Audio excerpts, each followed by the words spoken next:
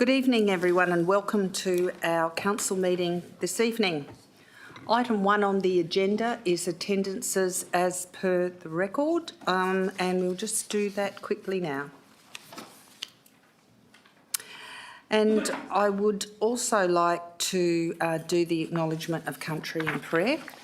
Good evening, councillors and staff, ladies and gentlemen. We wish to acknowledge the traditional custodians of the land we are meeting on, the Wadjuk people.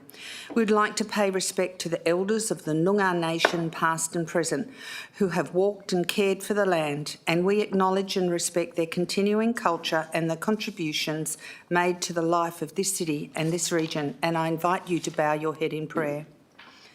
Lord, we ask for your blessing upon our city, our community, and our council. Guide us in our decision-making to act fairly, without fear or favour, and with compassion, integrity and honesty. May we show true leadership, be inclusive of all, and guide the city of Wanneroo to a prosperous future that all may share. We ask this in your name. Amen. It's also with great sadness that I acknowledge the passing of Queen Elizabeth II and gratefulness that she was our Queen who gave total commitment and service to our people. I acknowledge Charles III as King of the Commonwealth. Please stand as I invite you to observe a minute's silence in remembrance of Queen Elizabeth II.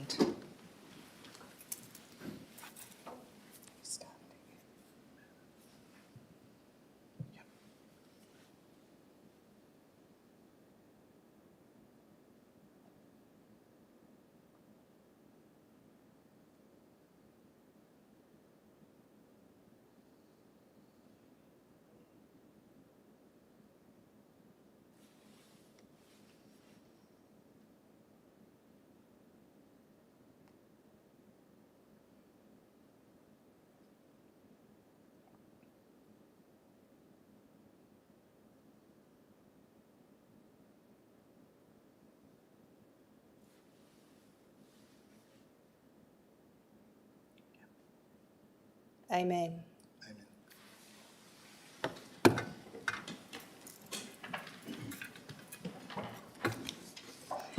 Please note that the audio proceedings of tonight's meeting will be live broadcast online, with the exception of matters discussed behind closed doors, and that broadcast will remain available via the City Wanneroo website following the conclusion of the meeting. And back to item 1, attendances as per the record. Apologies and leave of absence. I have 2 requests of leave of absence. One is for Councillor Berry from the 9th of August to the 11th of October, and we're seeking to extend that leave of absence until the first ordinary council meeting in 2023.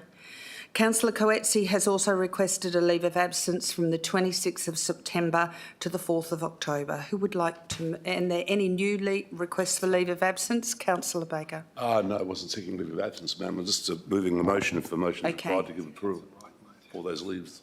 Councillor Wright, do you have anything? Yes, I can move it, but I'll also put in a leave of absence. It's only for a short time, but just for precautions, the 26th of September to the 29th of September. Thank you. Well, I'll get Councillor Baker to move it, and then Councillor Wright, you can... Oh, yes, Councillor Coetzee. Sorry, mine is not from the 26th, mine is from the 22nd. The 22nd of September. All right, we will correct the record for the 22nd of September to the 4th of October.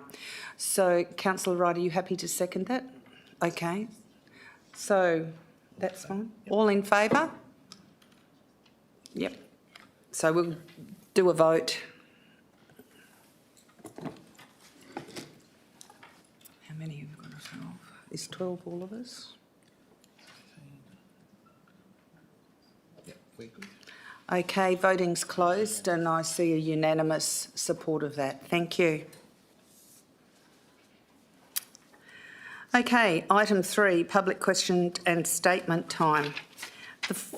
So we have rules that apply to the public question and statement time, and that they should only relate to business of the local government. Only questions relating to matters affecting local government will be considered at a council meeting, and only questions that relate to the purpose of the meeting will be considered at a special council meeting. Questions may be taken on notice and responded to after the meeting.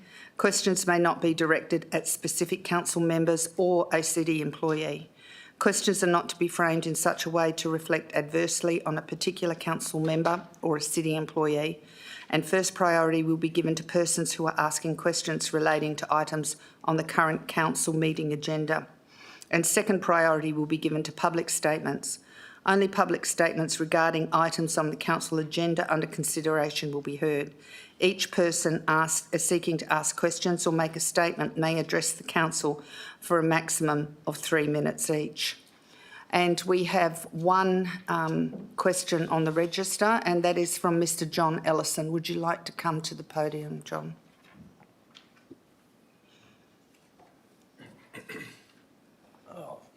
Thank you. Mr. Ellison, could you state your name and address, please? Thank you. My name's John Ellison. I'm from 40 Blackmore Avenue in Gureen. Thank you. My question is about the bus stops. I've just got notified today that you're planning to vote on the bus stops in Blackmore Avenue. I've just been elected by the 5 houses in the middle of it to come up here.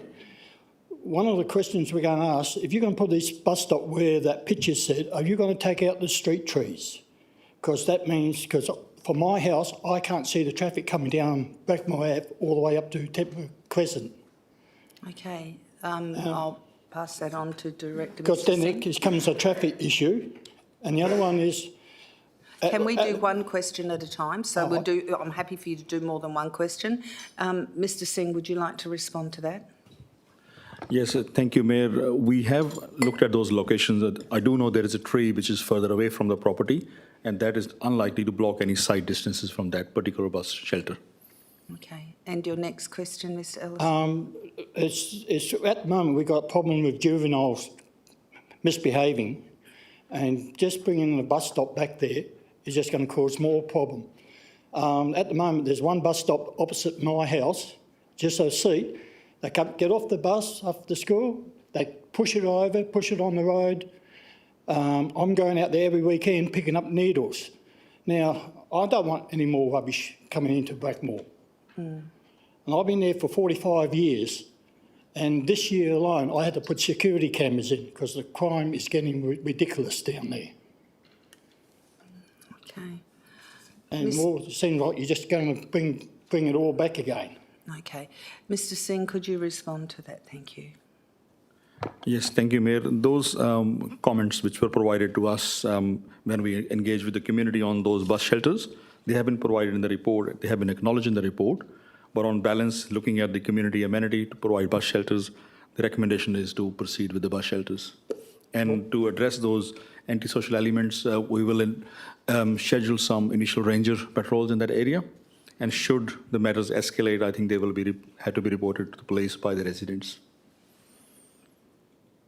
Mr. Singh, would it be possible that should behaviour escalate, we could put some of our temporary CCTV visual there to help discourage that kind of behaviour? Through you, Mayor, we could consider such measures depending upon the level of, given there is a demand on all those equipment we have at many places, so depending upon where the need is the best, it can be considered based on the need and the assessment.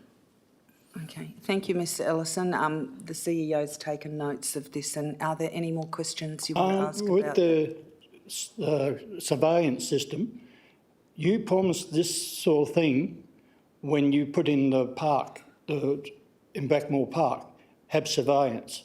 It never happened. You have got a camera up on the corner of Temple Crescent and Blackmore, and you turned it off. So as a resident in Blackmore, we don't think you will honour anything you promised. Okay, I'll put that through to Mr. Singh, and he can investigate that question and get back to you the response of whether there is CCTV, whether it's activated in that park, and we will respond to you about that. Because it's not active. And the other thing is, well, this is, like I say, this is the first time I heard about it. We got an email and people come up the road. So when was this, we could put in a thing, there was no drop it in the letterbox or anything in Blackmore. I'll just put you through to Mr. Singh because there is mention about that in the report as well, Mr. Ellison. Yeah, thank you, Mayor. Look, my team has advised me the letters were sent out to the neighboring residents where those 2 bus shelters are proposed. And we received objections from only one of those bus shelter properties adjoining only one of those proposed bus shelters, not from the second one. Okay. Well, that's my thing. Thank you. Thank you. Thank you, Ms Ellison. Thank you for coming out to ask your questions this evening. Are there any more questions from the gallery? I don't think there are. Okay, so that ends public question time. I've got next confirmation of minutes for the ordinary council meeting held on the 9th of August, OC1-0922.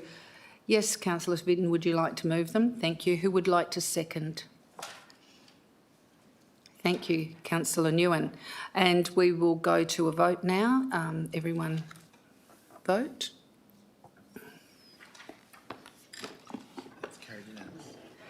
Carried unanimously. Thank you.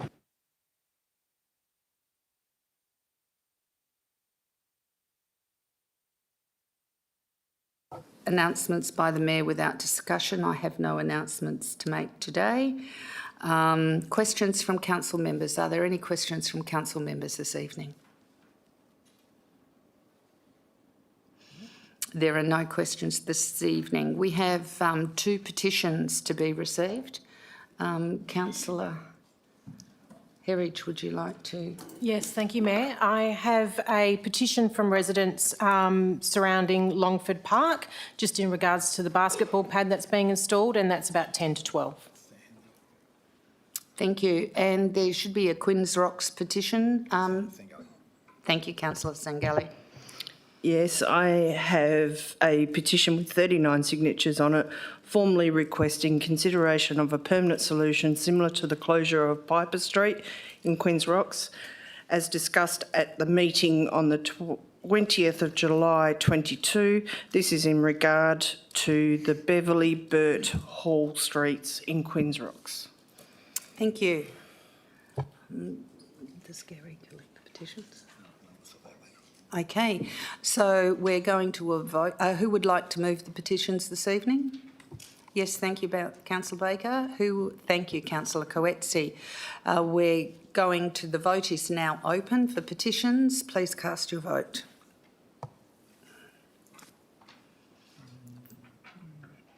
Voting's now closed and it was passed unanimously. Thank you. We're now going to reports, starting with item 8. I understand, for planning and stability, I understand that Mr Dixon wants to speak to item PSO2 922. I'll give him the opportunity to do that now. And if there are any declarations, please announce any declarations now too. Thank you, Madam Mayor. With regard to item PS020922, local planning policies due for review, I'd just like to point out that there has been an administrative error. Following the briefing session, administration has added wording to section 2.3 of the fauna management policy to address the points raised by Councillor Huntley. Those changes should have been made to attachment 6 to the report, which is the amended policy, but instead have been made to attachment 5. There is a memorandum explaining this in your green folder. In summary, in the recommendation on page 57 of your report, under recommendation 2A1, we need to change attachment 6 to read attachment 5 to ensure you are approving the policy with the minor change. Okay, so we'll do this second item on planning and strategy first. So, so that's local planning policies due for review. Who would like to move PSO20922? Thank you, Councillor Baker. And Councillor Huntley, you'd like to second it? Thank you. Councillor Baker, would you like to speak to this policy? Not at this stage, please. Thank you, Mayor. Okay. Councillor Huntley, would you like to speak to it? Hold, right. Okay. Is there anyone against this policy review, this item? If not, we can probably go straight to a vote. So voting is now open for item PSO 20922. If you could cast your vote. Yes, councillor? Do we need to read out the recommendation again, being that we are changing the attachment number, just so we're I clear? can do that. Maybe ask the solicitor to read the amended officer's recommendation. Mr Dixon, could you please read the amended officer's recommendation? Thank you, Mayor. Officer's amended recommendation. So the only change, I'm not intending to read out the whole policy, but on the screen, you'll notice that that has now changed. It was indicating attachment 6 in yellow. It's now reading attachment 5, which is the attachment that we've changed to reflect the changes from the briefing session. So that is as administration is recommending you support. So Councillor Baker and Councillor Hunty, I just want you to confirm that is the motion that you are moving. Yes, Madam Mayor. Okay, so we'll go to the vote, and everyone's voted, and I think we've got unanimous support for that, so it's passed. We'll go back to item PSO 10922, the first item under planning, and who would like to move that? Thank you, Councillor Singali. Who would like to second it? Thank you, Councillor Parker. Would you like to speak to it, Councillor Singali? Only to thank administration for the work that they've done on this and taking on our community's comments and also councillor comments. Thank you. Councillor Parker, would you like to speak to it? Nothing further to add, and very happy. Thank you. Thank you. Question, please. Yes, Mayor? Councillor Baker. Thank you, Mayor. My question relates to paragraph number 2 on page 39 of the policy. It states in 2.1, the city will approve a proposal for permanent assets at local, district and regional coastal nodes where it is consistent with the list of acceptable assets in Schedule 2. Just in that regard, you'll note that the Schedule 1 does not actually list and describe the actual specific assets. It just refers to categories of assets, not specific assets. But it goes on to say, and the city has approved the following information, 2.1.1, list of all proposed and pre-existing natural and built assets within the Foreshore Reserve. Has that list already been prepared? By list, I mean a list describing each such asset, and giving a location for it. I know Thank you, Councillor Baker. Question. Mr Dixon, are you able to respond to that? Thank you. Through you, Madam Mayor, I may ask Mr Van Heinigen to provide a response, who's been responsible for the preparation of the policy. Through you, Mayor, I will have to take that on notice. Thank you. Yes, Further Councillor question? Baker. Yes. My question is addressed to Mr Dixon as well. I referred to page 38 of the agenda. You'll see there's a table. There's reference to environment. To the right of that heading, it reads in paragraph 6 that one of the objectives of the policy is to allow for the natural movement of sediment and beach restructuring over the 100-year planning timetable. Just in relation to that expressly stated objective, I've previously raised with the city my concerns about the impact to the shoreline of the Yanchep Lagoon as a result of the construction of the disabled access ramp. Obviously, I have no objection to disabled ramps at all whatsoever, but this particular ramp is a huge ramp, and its shape and positioning has encroached well and truly down to the high water mark. And as a result of its presence, it is causing the sediment to be shifted rapidly, so to speak. It acts as an impediment to the normal shifting of the sediment in the lagoon north of the beach. The city has responded by doing annual sand replenishments, of course. I think this program first began in 2018. I'm just wondering, does the city have any proposals to, if you like, review the structure of this particular ramp so as to ensure that it ceases to impede with the natural movement of the sediment, of the sand sediment within the Yanchep Lagoon, please? I'll just put that question to Mr Dixon. Through you, Madam Mayor, we'll take that question on notice. Okay, thank you. Okay, any speakers for? Yes, Councillor. Yeah, thanks. To speak for now, not to ask Yeah. a question. Yes, it's a very thorough review of the policy. It's a very important policy, particularly given the fact I think the city has some 32 kilometres of coastline under its management. But once again, I think it's very important that the city does do what paragraph 2.1 of the policy says, and namely prepare a definitive, comprehensive list of each and every permanent or temporary structure along the coastal node system. So there is the record that appears to be required by paragraph 2.1 of the policy. Thank you. Thank you. Speakers against? Speakers for? There are no more speakers to this item. I'll put it to a vote. Can you please cast your vote? Voting is open.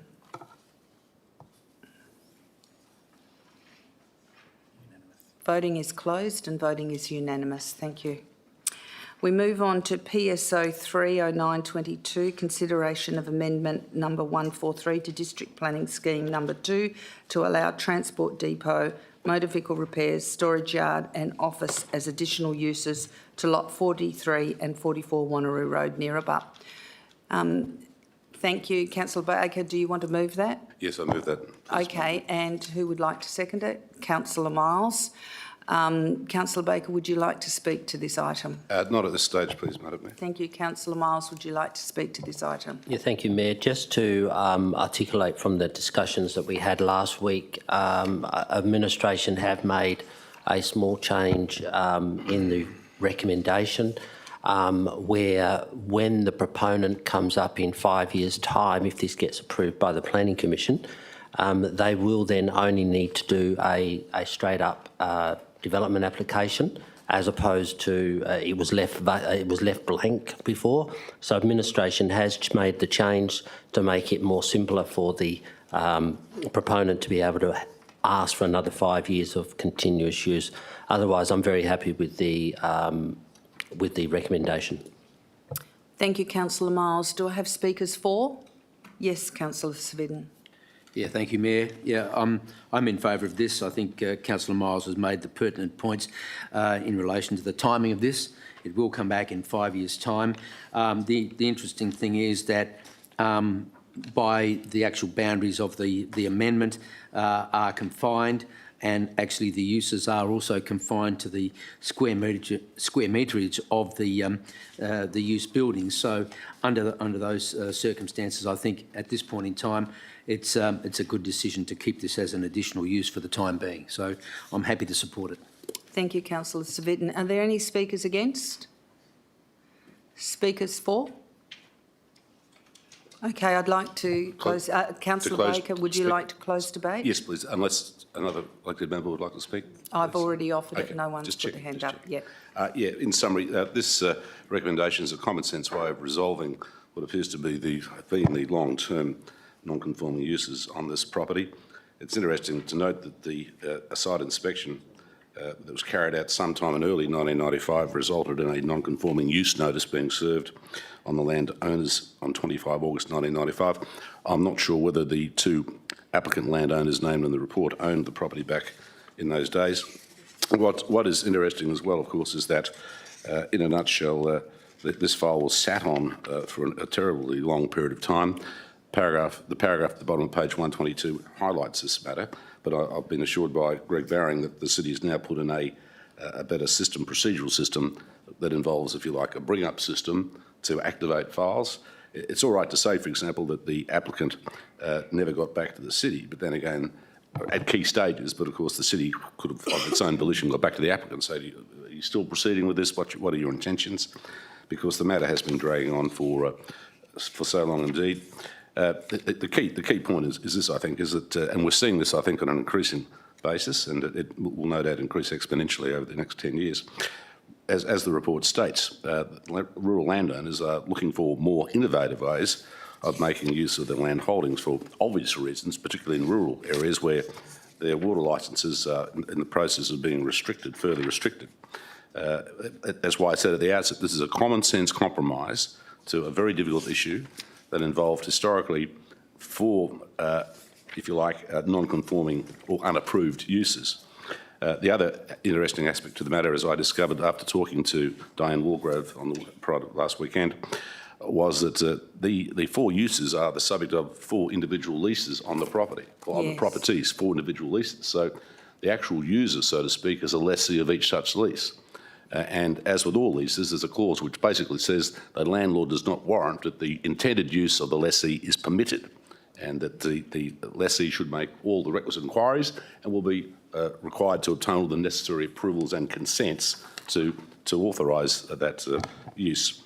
The other aspect of that matter, of course, is therefore that she herself, as she said to me, she does not employ any people on the site. The lessees may do that, and that's a matter for the lessees. But of course, she can't be held accountable for the actions. Councillor Baker, we need to be careful about bringing new information into the items. So thank you.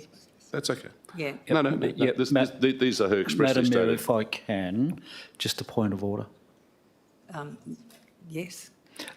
Just capturing what you essentially pointed out, closing debate is summarising any of the debate and discussion which has been held prior to the closing of the debate. It cannot introduce additional debate, just for guidance. Thank you. Just to speak to the point of order, please, Madam Mayor. No, we'll just move to voting on this fairly quickly. So you've got about 15 seconds at most. No, it's the recommendation makes sense. Thanks. Thank you so much, Councillor Baker. So I'm going to put this to voting. Voting is now open. Please check your vote. All votes have been cast. It's been passed unanimously. Thank you. Okay, so we're moving on to item ASO 10922, bus shelter replacement along Blackmore Avenue, Girraween. Councillor Rowe would like to move it. Who would like to second it? Councillor Treby. Thank you. Councillor Rowe, would you like to speak to this item? Yes, thank you, Mayor. I support the City's recommendation to reinstall bus shelters along Blackmore Avenue. In doing so, I ask councillors to back a simple truth. Assets should not be taken away from growing communities, and if an asset is removed for whatever reason, it must not result in a decline in access or quality of service for our residents. Girraween locals were rightly frustrated when shelters were removed without proper consultation or a clear rationale.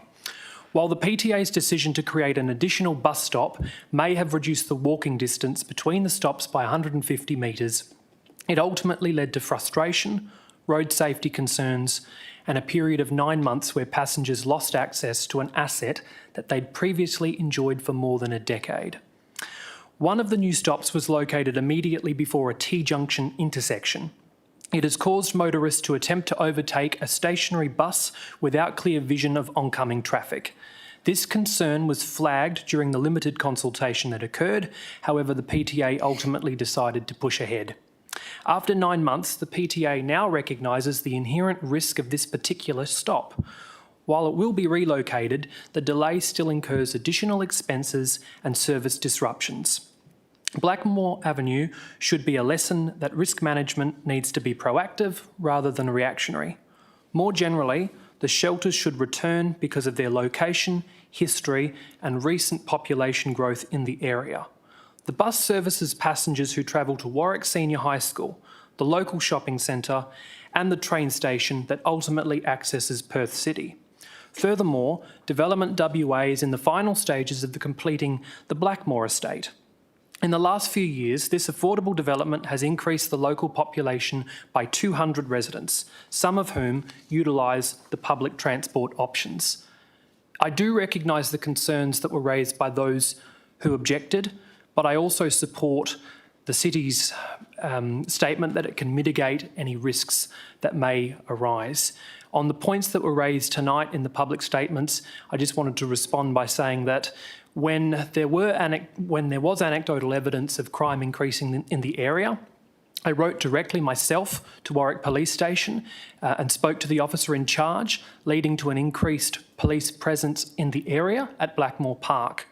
I've also been in touch as a delegate on the Community Safety Working Group, trying to lobby for a temporary CCTV camera to be installed at Blackmore Park, given the presence of antisocial behaviour in the area on a seasonal basis during school holidays.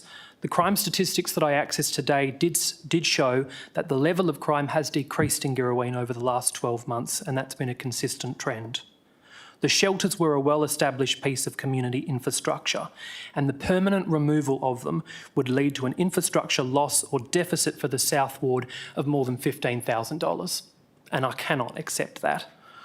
I do thank Harminder Singh and his team for working to progress this matter over the last 9 months.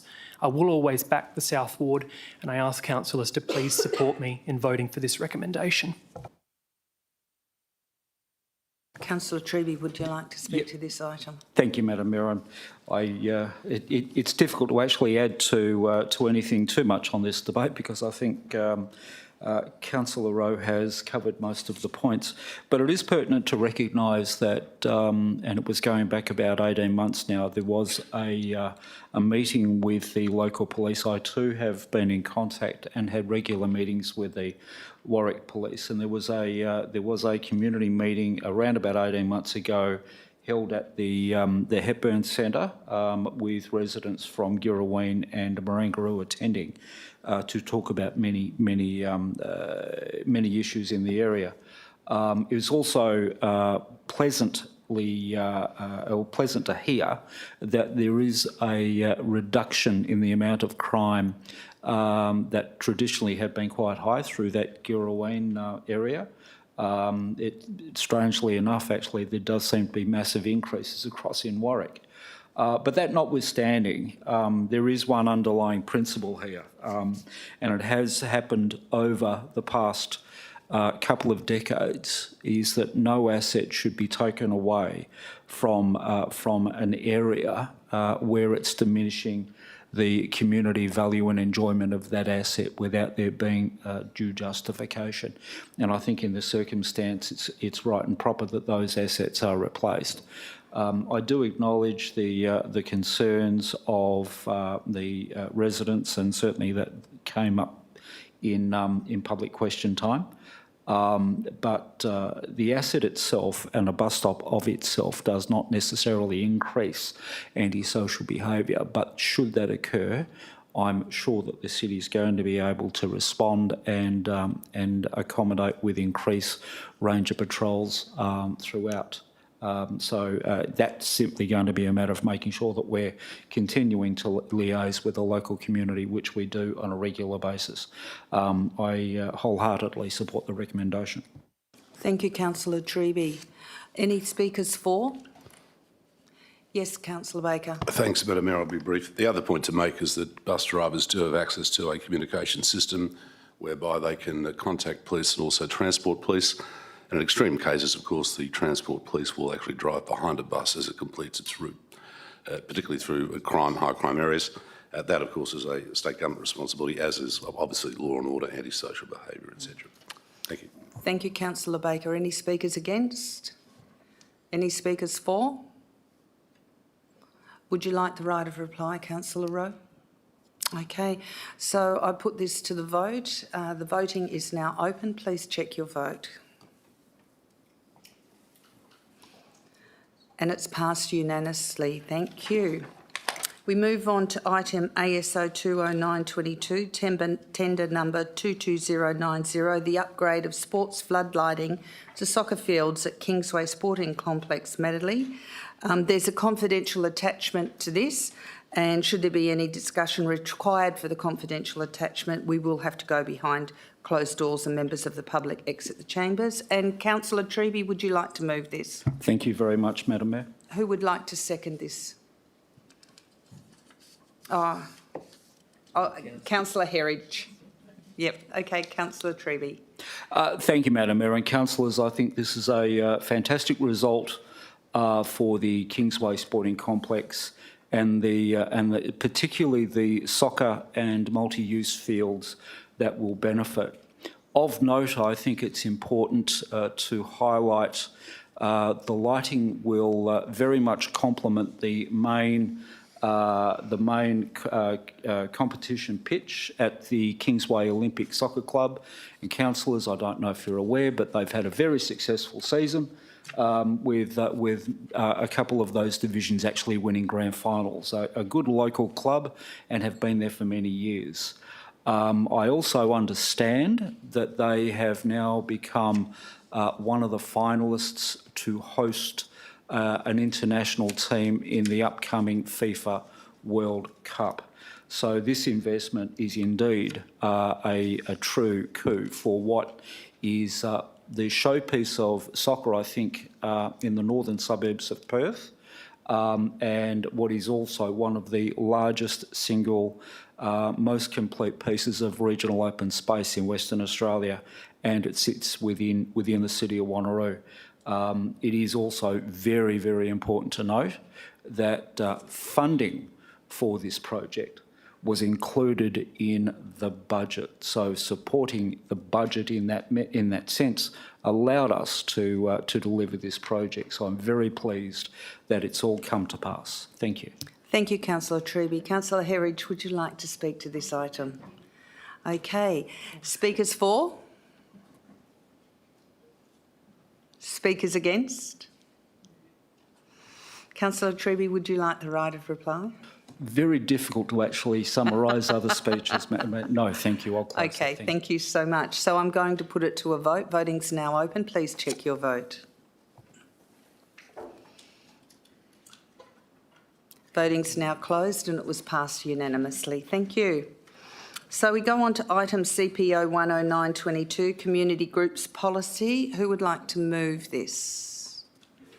Thank you, Councillor Baker. And Councillor Sangalli, would you like to second it? Thank you. Councillor Baker, would you like to speak to this item? Yes, please, Madam Mayor. Yes, I've had a very good look at the policy. Whilst it's not expressly clear, I think it's reasonable to assume that the definition of community group is intended to mean an incorporated not-for-profit community group. It may well be that that definition is caught by the other related policies such as community funding policy, community gardens policy. The policy itself has been tidied up to such an extent that it certainly makes for easy reading, and I think it's very important that we have policies that specifically deal with individual particular categories of community groups. So a very, very good policy, and of course I would expect it would be endorsed unanimously by my fellow elected members. Thank you, Madam Mayor. I reserve the right of last reply to please. Thank you, Councillor Baker. Councillor Sangalli, would you like to speak to the item? Nothing further to add. Thank you. Speakers for? Speakers against? Councillor Baker, you don't really need the right of reply, do you? No, I don't, Madam Mayor. Thank you. Okay, so I move it to the vote. Voting is now open. And that's been passed unanimously. Thank you, councillors. We move on to item CPO 20922, the Sun Precinct proposed for entry onto the State Register of Heritage Places. Do we have any impartiality interest? Yes, Councillor Baker. I'm not an impartiality interest. I just wish to move the motion. Oh, okay. Do we have any? Yes, Councillor Miles. Yes, I do have a impartiality statement. With regard to item CPO 20922, I disclose that I am the Commodore of the Sun City Yacht Club, and as a consequence there may be a perception that my impartiality on the matter may be affected. I declare that I will consider this matter on its merits and vote accordingly. Thank you. Any other impartiality statements? None. Councillor Baker, you said you... Oh, have you got an impartiality? Oh, yes, go ahead, Councillor Nguyen. Yes, with regard to the same item, I disclose that I'm a JDAP member which in the past has made a decision with respect to this site, and as a consequence there may be a perception that my impartiality on this matter may be affected. I declare that I will consider this matter on its merits and will vote accordingly. Okay. Any... yes, Councillor Svitten. Thank you. Thank you. With regards to item CPO 209-22, I disclose that I am also a JDAP member and was involved in the decision-making process for a development application for the site, and as a consequence there may be a perception that my impartiality on the matter may be affected.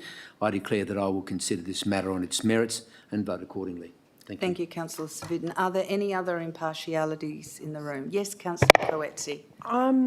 I suppose I need to do a declaration as well. I'm also a member of the Sun City Yacht Club, but the Sun City Yacht Club's not really on this thing mentioned anyway. That's why I'm not quite sure why I should do it. Should I do it? Mark? Oh, it's up to you, Councillor, to decide whether to declare an impartiality or not. Yes. Okay, let me do it. With regard to this item CP020922, I disclose that I'm a committee member of the Sun City Yacht Club. As a consequence, there may be a perception that my impartiality on the matter may be affected. I declare that I will consider this matter on its merits and vote accordingly. And I would also like to declare an impartiality. I'm not sure if I'm still a member, but I was a member of the Sun City Yacht Club regarding to item CP020922. And I disclose that I'm not sure if I'm still a member, but I was a member, and as a consequence there may be a perception that my impartiality on the matter may be affected, and I declare that I will consider this matter on its merits and vote accordingly. Thank you. Who would like to move this? I think Councillor Baker got in, and who would like to second this item? Councillor Nguyen, thank you. Would you like to speak to it? Yeah, I'd like to speak in favour. Baker? I should also give notice that I will be asking a couple of questions. But yes, well, needless to say, of course, this heritage listing has been, or proposed heritage listing, has been a long time in the making, of course. I know this is just yet another step in the process. The report that was presented to the briefing session was very thorough. It was it was basically an historical document. I'm glad that Greg Barring and Mark Dixon have expanded the report to include an analysis of the community consultation in respect of the Woolworth Shopping Centre DA that was then a DA, opposite the King Neptune statue, but also to also make it very clear that the city unanimously recommended back in 15 March this year to endorse the amendments that were then incorporated in the city's resolution. I think that's very important because I think that sends a very strong message to the Heritage Commission that in terms of the community sentiment and feeling regarding the importance of this precinct. And obviously, of course, this precinct isn't just all about the King Neptune statue. It's about the 7 features referred to under the heading Detail on page 170 of the report, which includes the Two Rocks Shopping Centre, the Two Rocks Tavern, the Limestone Retaining Wall, the Warrigal Monoliths, etc. I suppose it's very easy just to focus on the King Neptune statue, but also the shopping centre is included indeed, and also, of course, the other 6 different items referred to under the heading Detail. Now, of course, one question that obviously may arise is, well, on the basis that the heritage listing is so confirmed, etc., what are the legal consequences in terms of planning law upon the entry of of the precinct and its features on the register? And I'd just like, if I can, just to clarify, I did ask this question at the briefing session, but I think I should really ask a very pointed question now rather than speak in general terms. And perhaps this question I should address to Mark Dixon. Mark, if I can, please. What are the planning consequences as a matter of law on the basis that the Sun City precinct is entered as proposed to be classed on the Heritage Register? What impact, if any, will it have on any approved DA approved by any legal entity to date in the state, and what impact will it have on future DAs to be approved by any legal entity which has the jurisdiction to approve any such DA? Mr Dixon. Thank you, Mayor. So in response to those questions, if I first take development applications that have already been approved, and specifically in relation to the Woolworths development application that was approved by the JDAP, this, by adding this onto the State Heritage Register, will not have any impact on that decision that has already been made. With regard to future applications that may be within the precinct, any application would need to be referred to the Heritage Council. If the Minister supports the listing under the legislation, and the Heritage Council would provide comments which would be taken into account in any future consideration of that application. Thank you. Thank you. Thank you. And just to continue on, that was the question part of my opening. Okay. What's our time limit at the moment? We have 2 minutes to go. We've got 2 minutes to go, Councillor Baker. that applies equally to the right of reply? Yes, perhaps I'll just not speak any further, reserve the right of reply and ask for other councillors to speak. Okay, thank you, Councillor Baker. Councillor Nguyen, would you like to speak to this item? I'd like to reserve my right, but I'd like to ask a few questions while Okay, you don't get the opportunity to reserve your right as the second. You only get but you can ask some questions quickly. I'll give you that leeway. Okay. Thank you. Just following on from Councillor Baker's question, Mr. Dixon suggested there was no impact if this site was to be listed on the state register. How do you what is the benefit then if this was to be included in the list, if there's no impact on the development? Mr. Dixon, would you like to clarify your response? Yeah, so if I repeat, in relation to an application that has already been approved, as is in the case of the Woolworths JDAP application, that was been approved prior to consideration of this being added onto the Heritage Register, it will have no impact. That decision has been made, so it can't apply retrospectively to an application that's already been approved. However, with regard to future development applications that may happen within the precinct, any application would need to be referred to the Heritage Council, and the Heritage Council would have the opportunity to provide its observations on the significance of any development proposal and how it relates to the heritage and the character of the site. So just following on from that, so what that means is with the approved development, they can continue on with what has already been approved with no regard to the potential limitations imposed as part of it being part of the state register. Is that right? Mr. Dixon? And through you, Mayor, heritage was considered as part of the application for the Woolworths development at the time. It was assessed against our heritage survey, our heritage list, but obviously at that time it wasn't suggested to be added to the register, and there wasn't that formal application made. So when an application is formally considered, it's considered against the relevant legislation, policy, scheme provisions that are in place at that point in time, which is what happened with the Woolworths development proposal. I reiterate, any future application that comes in within the precinct that's been identified, if the Minister supports the current proposal, that will have to have due regard to the fact that it's on the Heritage Register.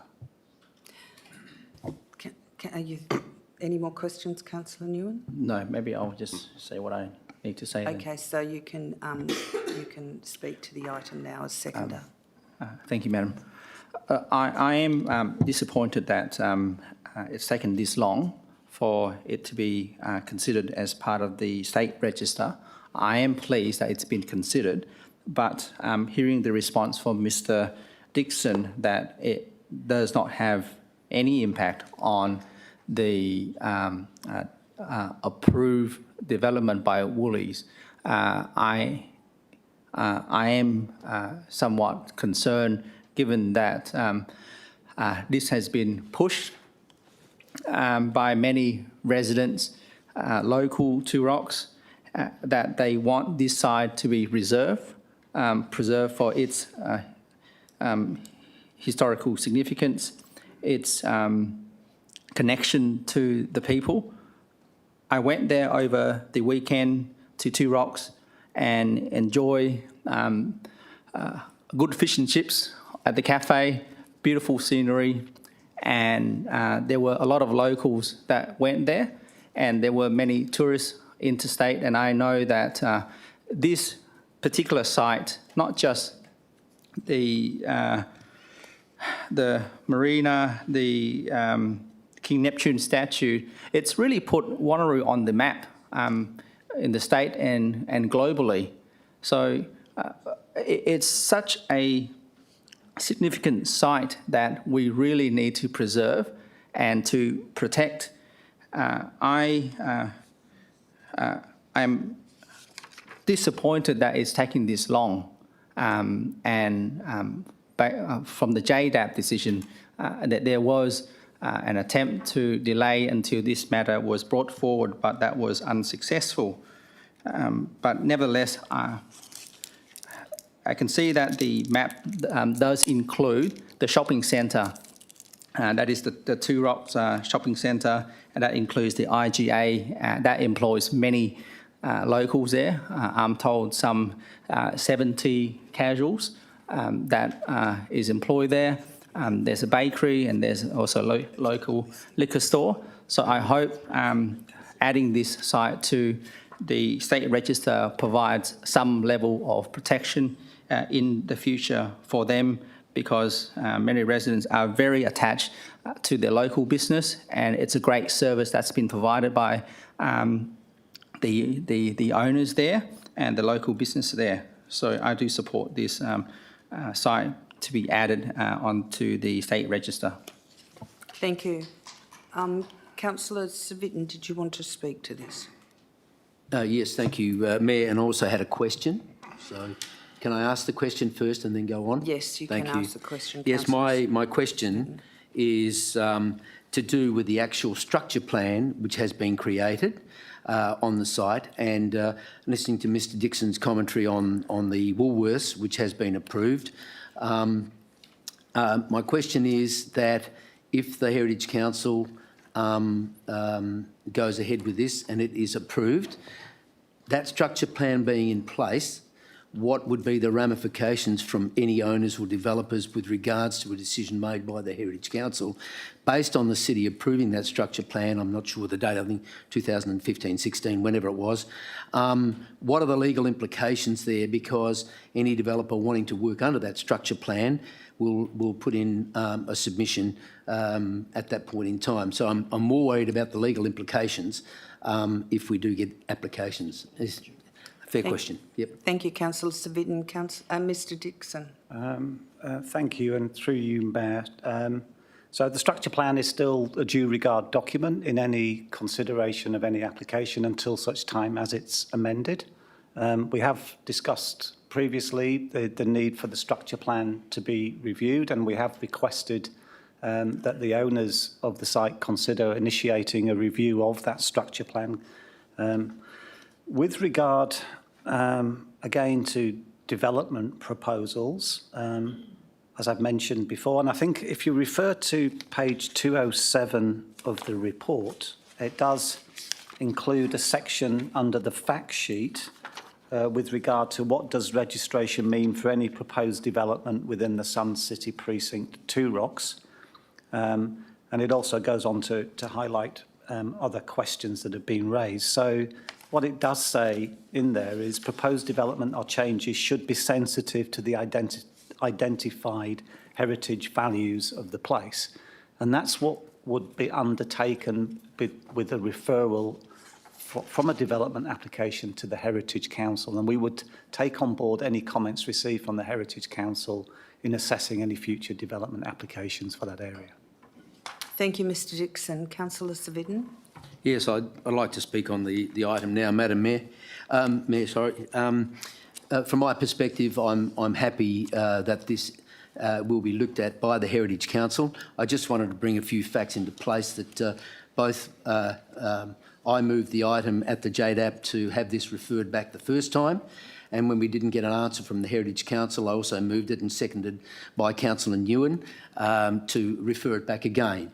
The JDAP made the decision, and it lapsed as far as the two JDAP members, myself and Councillor Nguyen, were concerned at the time, and it was voted in favour of by the JDAP. But having said that, and knowing the history of this particular site way back in the 1980s and etc., when the site was actually developed and when Alan Bond actually bought it on, it lasted 10 years, and it was a business venture that failed between TOCU and Mr Bond. However, the monoliths and the statues have all been moved from their original positions.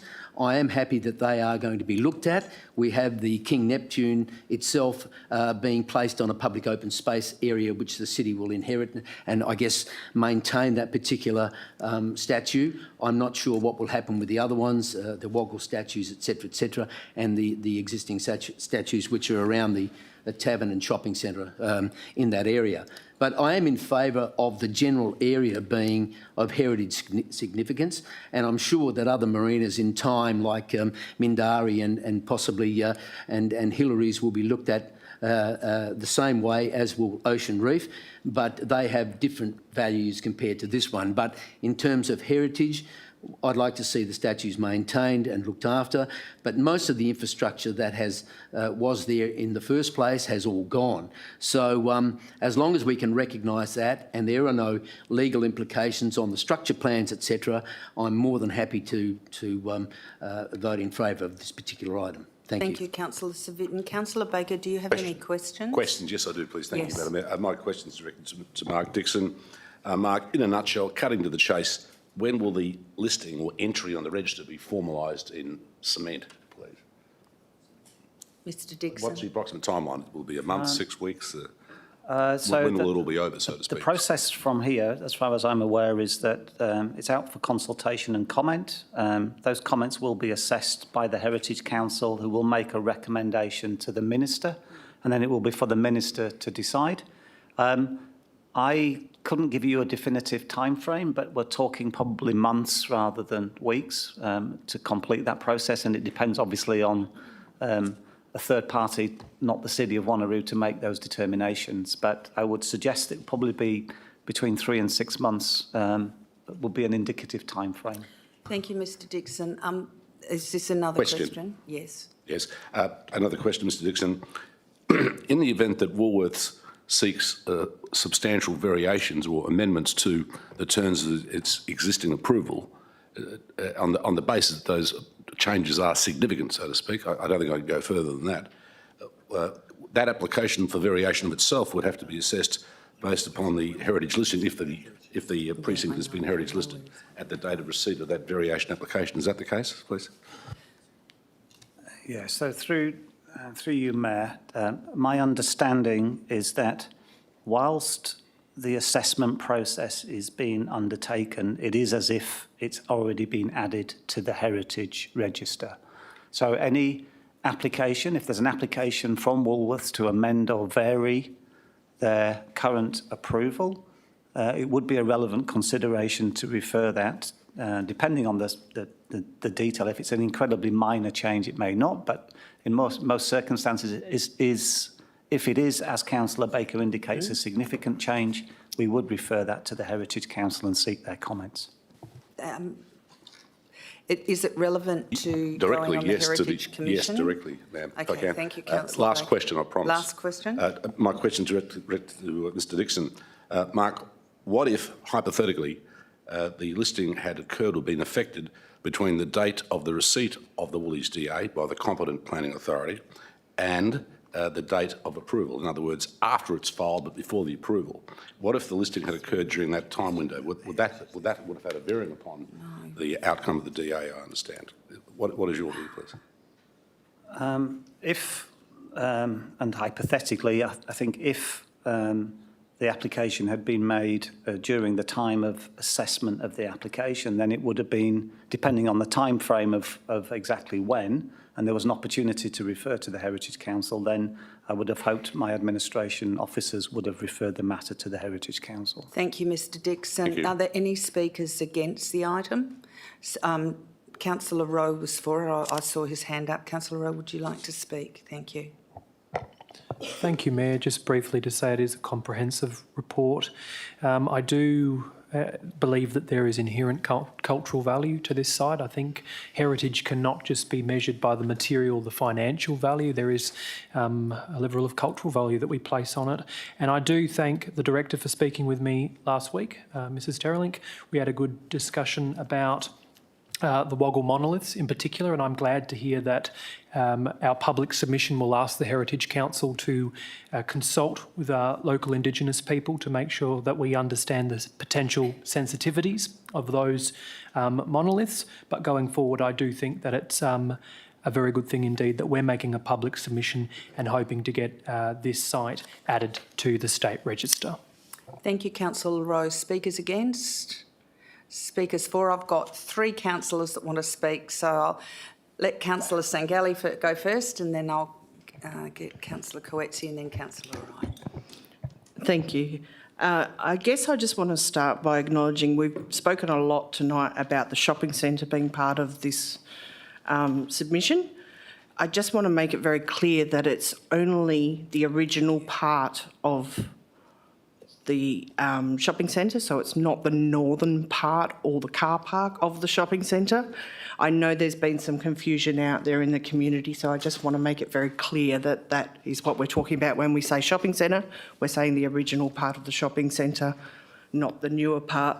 I'm very happy to support this. I wish that it had come along a lot sooner. I know that we were very active the first time that we put in a submission saying that we recommended for it to go on to state heritage listing. Unfortunately, it didn't occur. I'm also very happy to see the level of engagement that the community had with this topic. For such a small population, to have so many people turn out and speak about this. Not only did they engage with us as a council, but they engaged with the Joint Development Assessment Panel as well. And it is an absolute credit to the local community in the way that they took this project on, not only now, but in previous years when the developer wasn't showing much, for want of a better word, respect for the King Neptune statue, and they engaged amongst themselves and cleaned up that statue. And, you know, they've taken ownership of that area, and as I said before, it's an absolute credit to them. I'm very happy to support this, and I'm very happy to hear the comments tonight that the majority of you all look like you will support it too. Thank you, Councillor Sangali. Any speakers against? Speakers for, Councillor Coetzee. Thank you. I'm not going to say much as most of the councillors have already covered most of it, and thank you for all the questions also. I also received many phone calls today from the residents, and one of the things was about the shopping centre as well. I spoke to Mr Dixon about that as well. Thank you for that. I just want to say also thank you to the passionate group of Two Rocks residents. They do love that place, and I'm the neighbour there. I do as well, so I'm definitely in full support of this. Thank you, Councillor Coetzee. Any speakers against? Speakers for, Councillor Wright. Thank you, Mayor. I just want to keep mine short, but in terms of the whole precinct and the heritage and culture that's there is really critical to the people, and you could see that throughout the whole process. And I think hopefully the Heritage Council really considers this and puts it on the state register. But I see this as an opportunity for the local people to work with both the city and developers and change this into a place-making strategy and, you know, promoting the culture, you know, working with our team at the city in terms of placemaking and, you know, interpretive signage, embracing the culture that's been there and the history. And there's a lot of opportunities for that region to still be touristy, to still have that feel, to still have embrace the culture and all the significance that has been up in that region. I think that's a critical point, to not see it as a bad thing that this development has gone through, because I know there's been a lot of focus on that, but to see it as an opportunity to work together with all the stakeholders and embrace the culture that has been there for the many, many years, including the King Neptune statue. So I see certainly, hopefully, residents form their own little town teams, group up there and work towards, you know, placemaking for that region and embracing that culture and history. Thank you. Thank you, Councillor Wright. I think I'll move it to the mover for a closing statement. Unless someone else would like to speak. Councillor Miles would like to speak to it. For it, yes.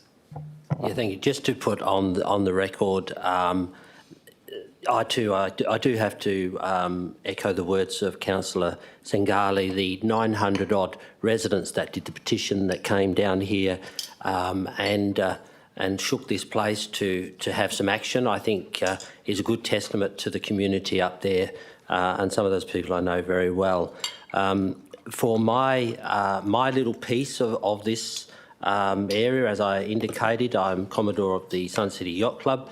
On page 186 of the report, it articulates very clearly and very well that the Sun City Yacht Club was created back in 1974 for the America's Cup. So that's where Bond started his America's Cup syndicates and had 2 boats that were actually delivered and built. One was built up in Two Rocks. So there has a very great connection with our international heritage as well. And the report put together by administration and I think Susan Daglish, I think it is, down there in Heritage, has done a part of this report, has done very well, and I do commend them all for that, as well as Mark Dixon's team and others, Mr CEO. I would like to also, I guess, put on the record that for those that would want to know, the very first building put at Two Rocks is actually the storeroom and workshop, which is still part of our yacht club today, although it is gradually falling apart after 44 years. But having said all that, I do commend it to the council to support, and hopefully we can obviously, as it was indicated before by Councillor Wright, have some form of more local content up there. Two Rocks residents and Yanchep as well do feel that they are sometimes misjudged and miss out on some of the decisions that we make down here. Thank you.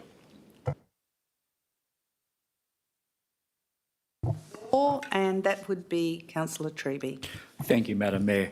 And I'd just like to make a couple of comments. I mean, there aren't that many things that come of value with age. However, there is one thing, and certainly I had the opportunity to, on several occasions, actually go to Atlantis. I'm sure as many around the table may not have, and I could not get past this by saying I'm glad to see Councillor Wright's enthusiasm, given that he is way too young to have even had the opportunity to even consider or understand what Atlantis was all about. But I embrace the passion, Councillor Wright.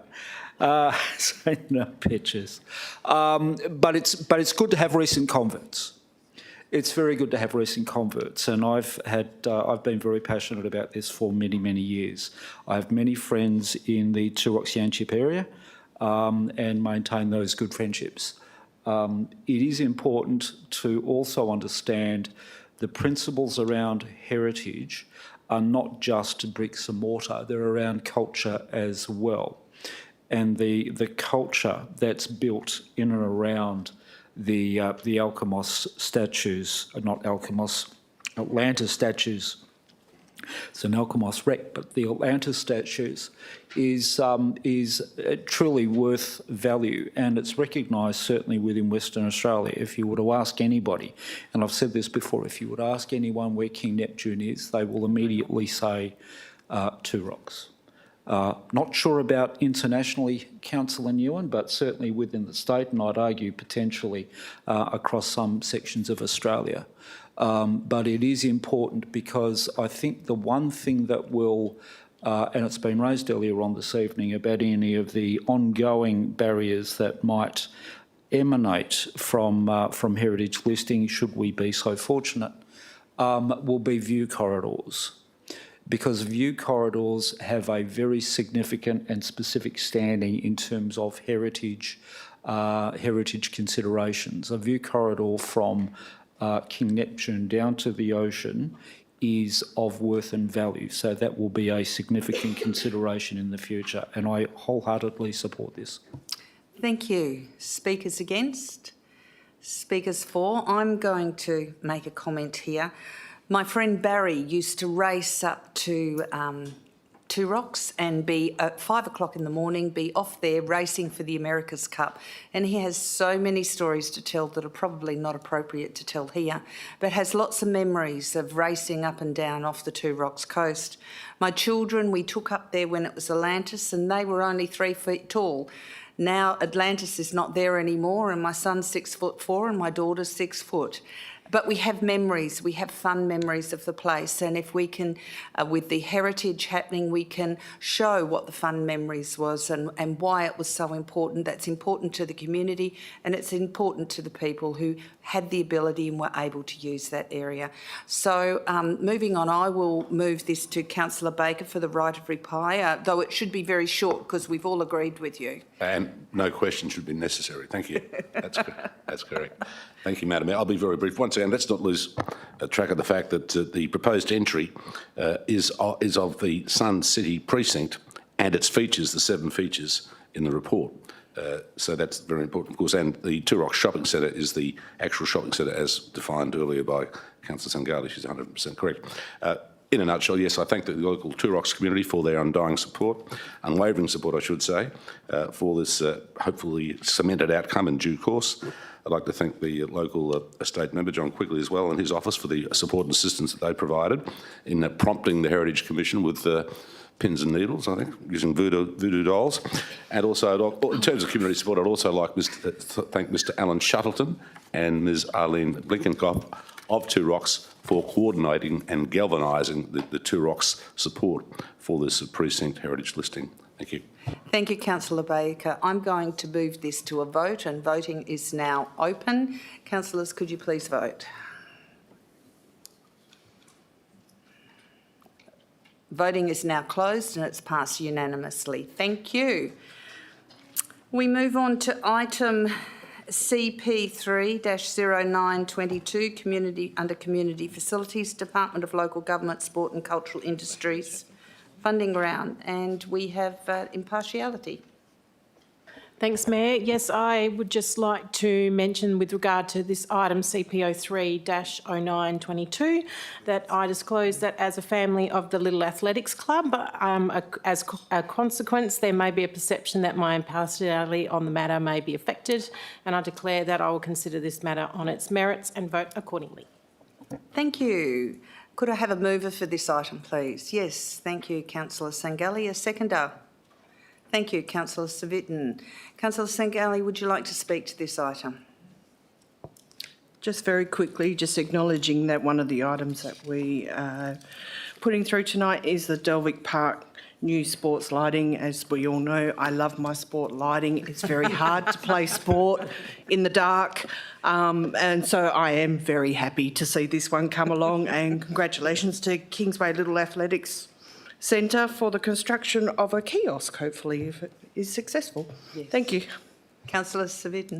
Yeah, just briefly, I concur with Councillor Sangali, and I do recall the members of the Kingsway Little Athletics Club coming to the city and asking for this, and it was approved some time ago now. Hopefully the funding will come through and it will be realised, and I'm looking forward to it being built. Other than that, no further comment to make. Thank you. Thank you, Councillor Civic. Speakers for? Yes, Councillor Rowe. Thank you, Mayor. Speaking for, just to acknowledge particularly Kingsway, given that it's closer to home for me, such a growing club and a great presence that it has connecting the local community. I know the kiosk is something that they've required for quite some time, and even though there'll be some constraints and delays in delivering that, subject to this going forward tonight and it being accepted in the grants round, I do hope that they'll be able to receive that funding. Thank you, Councillor Rose. Speakers against? Speakers for?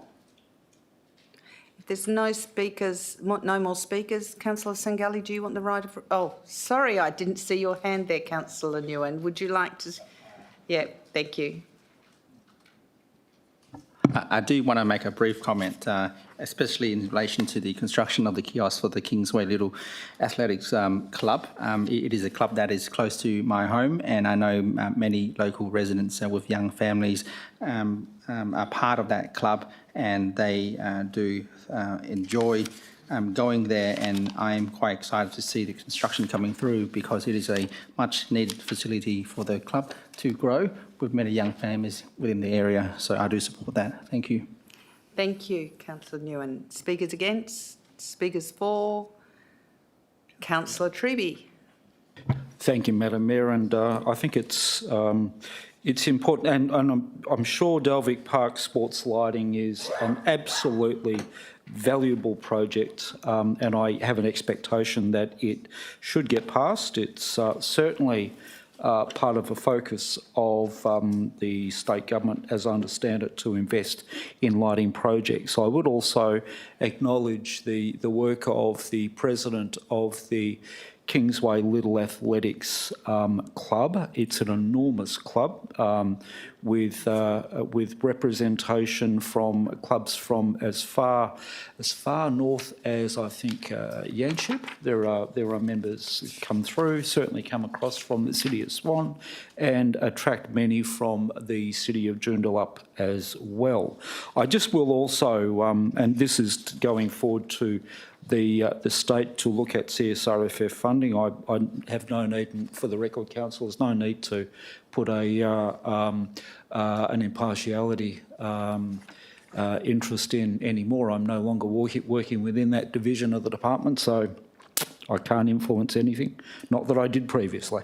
But it is important to note that the way those grants are organised, it is grant funded, typically a third from the state, a third from the local government, and a third from the proponent. But on many occasions, and this is one of those occasions, 2/3 is being provided out of municipal funds. So just again underlining the importance to support budgets, because it's very difficult to congratulate projects going forward without being able to support the budget and the budget process. So I think this is one of the reasons why a fulsome approach to budget considerations is always beneficial. Thank you, Councillor Treby. Any speakers against? Speakers for? Councillor Sangali, would you like the right of reply? No need, thank you. Okay, so we're going to go to a vote. Voting is now open. And if you could check your vote, please. Thank you. Okay, well, everyone has voted and it is unanimous. Thank you. We move on to item CP 040922, revised terms of reference, Wanneroo Town Centre Advisory Group. Councillor Wright would like to move it. Who would like to second it? Thank you, Councillor Civic. Councillor Wright, would you like to speak to this item? Thank you, Mayor. Just in regards to the Wanneroo Town Advisory Group, is really just a refresh of the scope of what the group is going to be doing.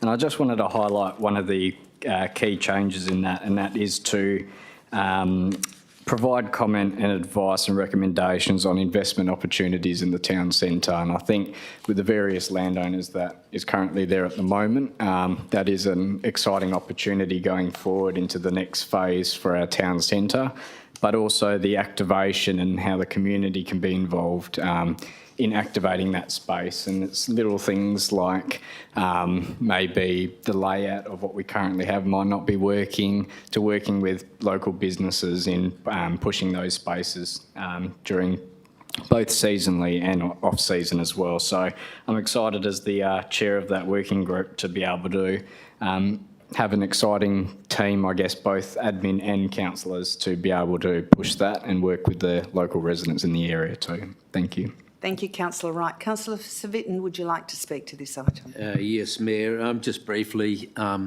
Councillor Wright has touched on all the right points, and this committee has, or the actual Town Centre Committee, has been around for many, many years. And as time has gone on, things have changed a lot. And I guess we'll just have to watch how things pan out in terms of where the city goes and its growth in terms of Central Wanneroo. But in terms of the references made, we'll just take them as they come and just keep working to get a good balanced town centre that everyone can enjoy. Thank you. Thank you, Councillor Civic. Any speakers for? Thank you, Councillor Sangali. I actually have a question, sorry. I should have picked it up last week. That's okay. It's just on page 237 under the meeting procedures. So this is for the new terms of reference, but it's an old issue that I have picked up in numerous working groups before. And under 5.1c, we talk about a notice of meetings, including the agenda, could go out at least 72 hours prior. But then further down in 5.3 under administration, under 5.3.2, motions of notice, we are required to give 7 days notice. If we've only got 72 hours notice of a meeting, I don't know how we can give 7 days notice to a motion on notice. Okay, I'll put that through to Ms Terralink. Are we able to adjust that?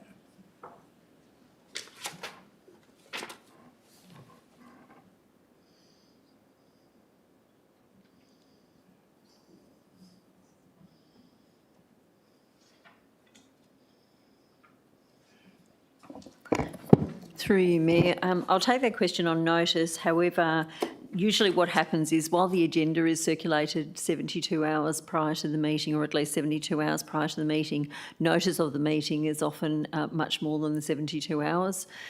So we would normally give probably at least a week, if not 2 weeks notice that the meeting is coming, which does allow that 7 days for the motions to be put forward if required. But I will check further on the terms of reference and adjust as we need to. So, Ms Terralink, if the notice of the meetings were 2 weeks or a week before, could it be included in the notice of meetings that if any motion on notice or items of the agenda be sent as soon as possible, rather than wait until they get the agenda, like just bring that up every time the notice of meeting comes? Through you, Mayor, yes, we can look at that. That'd be good. Thank you. Yes, Councillor Sangali. Perhaps moving forward, just for all working groups, when we're doing the terms of reference, perhaps we could include an extra part in there that actually says a minimum amount of notice for a meeting. So we can actually say how much will be the minimum amount of notice for a meeting, and then it's clear. Yes, the CEO will answer that. Thank you, Mr Sim. Thank you, Free Mayor. I think, yeah, Councillor Sangali is correct. If we clarify and break down 5.1c to separate the meeting notice from the agenda and provide the respective timelines, that should address the issue. Okay, should we just list the label? No, we'll pick up in the next review. I think we're okay. Okay. Okay. So, any speakers against the item? Speakers for the item? Should we bring... Just a moment.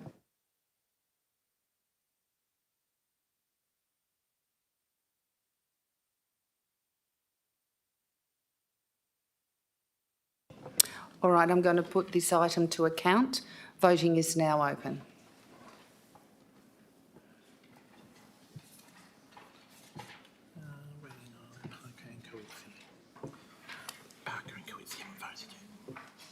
Ms Parker, Councillor Parker and Councillor Coetzee, you're not showing on the screen as having voted.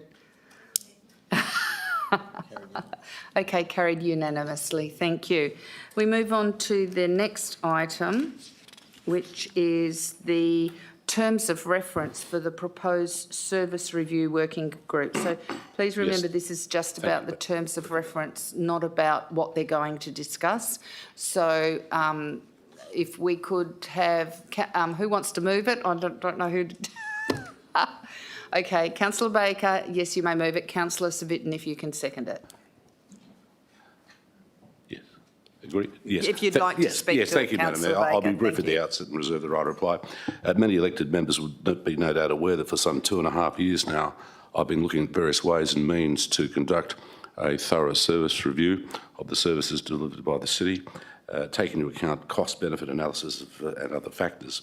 The intention is to look for efficiencies where they are possible, and also to look at ways of streamlining the delivery, I should say, of various services, and to inquire into the financial funding aspects and fee charges across the board. This particular recommendation relates back to paragraph number 12 of the budget adoption resolution, if you recall. When I spoke in support of the budget on that night, I made it very clear that I did so on the clear understanding and basis that there was a services review working group, or there would be a services review working group set up, which of course was the case. Paragraph 12, obviously, with the bulk of the other paragraphs was passed. And of course, we're now dealing with the nitty-gritty of what's required. The other thing too is that what I've just noticed compared to the, once again, this is a working group, not a committee as such. There's a significant difference in terms of its scope, powers, duties and responsibilities. But I've noticed that relative to the where are we? The terms of reference of the Wanneroo Town Centre Advisory Group, particularly under heading of administration, if you look at the heading or the words used under administration in that working group with those proposed in the terms of reference for this working group, we do not have the power, members of the advisory group do not have the power to initiate notices of motion. It's just a matter of conducting a comparative analysis. One group's the known or styled as the Wanneroo Town Centre Advisory Group. The other is titled the Service Review Working Group. Compare paragraph, the paragraphs dealing with administration with the paragraph dealing with administration in the terms of reference of the working group. Under the heading administration in the working group terms of reference, there's one paragraph. There's some, three under administration in the Wanneroo Town Centre Working Group. I'm not sure if these were just slip-ups or what have you, but I would have thought it's important that members of the working group should be able to, of their own initiative, give a notice of motion to be considered at a working group meeting. I would ask that perhaps be considered as an amendment. I can't see why the meeting procedures, the quorum, the administration and delegated authorities for each working group should differ significantly. Bearing in mind that the terms of reference for the service review working group relate to a whole of council, whole of city working group reviewing the services provided by the city. Councillor so that's Baker, an observation. just on that statement, Mrs Terry-Link will clarify that, Mrs Jennings will clarify that, but I think all council members are doing a service review working group, which means there aren't any public involved, whereas the Wanneroo Town Centre Advisory Group include the community, and that's where the community is allowed to put input. But Ms Jennings, would you like to clarify that, please? Thank you, Mayor. In the case of the working group, we try and keep the terms of reference as simple as possible as far as administration is concerned. So just because it's not mentioned doesn't mean you can't do notices of motion, for example. It's very much about keeping it simple. And in fact, I've just been talking to the director regarding the advisory group notes, terms of reference, which should be of a similar level, and I'll make sure that they're a bit more consistent in the administrative section. So, yeah, there's certainly no real constraint with it. It's a working group to help, and hence the service review purpose and role is fairly straightforward and simple to understand. Thank you, Mrs Jennings. Councillor Svitten, would you like to speak to this? I think you're the seconder, aren't you? Yes. Yeah, thank you, Mayor. Look, in terms of this CSO1, I'm definitely in favour of this. The council will be making the decisions, even subject to the terms of reference that are within the attachment, but any decisions that are made will be brought up and brought to full council. So council will be making those final decisions. But I am in favour of this, and this will, I guess, help us streamline any anomalies that may be created in the future. So I'm happy to support it. Thank you. Can I have any speakers for? Thank you, Councillor Wright. I just wanted to add a few comments onto this in regards to this terms of reference, and I know my view around the table is slightly different from everyone else's, and that's okay. We're a diverse group of councillors, but it does raise a few little concerns for me in terms of rather than identifying cost savings, it may find other things or more loopholes, I guess, of services we may not be offering people and having the opposite impact from what intentionally was my support for this group at the budget meeting. So I did just want to put those views on the record, but I come in with an open mind and participate in this stuff with everyone around the table. So I do look forward to the first meeting and seeing how that will play out in terms of these service reviews coming back. Thank you. Thank you, Councillor Wright. Speakers against? Speakers for? Councillor Miles. Just a question first, thanks, Mayor. And I guess probably the CEO may be able to answer. So if a particular item needs to be, or if a councillor wishes to ask for a review of a particular item, is it just to notify you so it goes on to the agenda of this item?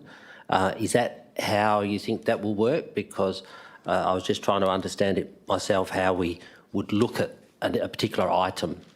Thank you, Councillor Miles. Mr. Thank you, Mayor. The terms of reference is really written in a way that it would be a collaborative approach by the whole of council. So, you know, at your first meeting, you will go, I would imagine you will go through a list of sub-services, and as a collective, you will recommend which priorities you wish to have the reviews conducted.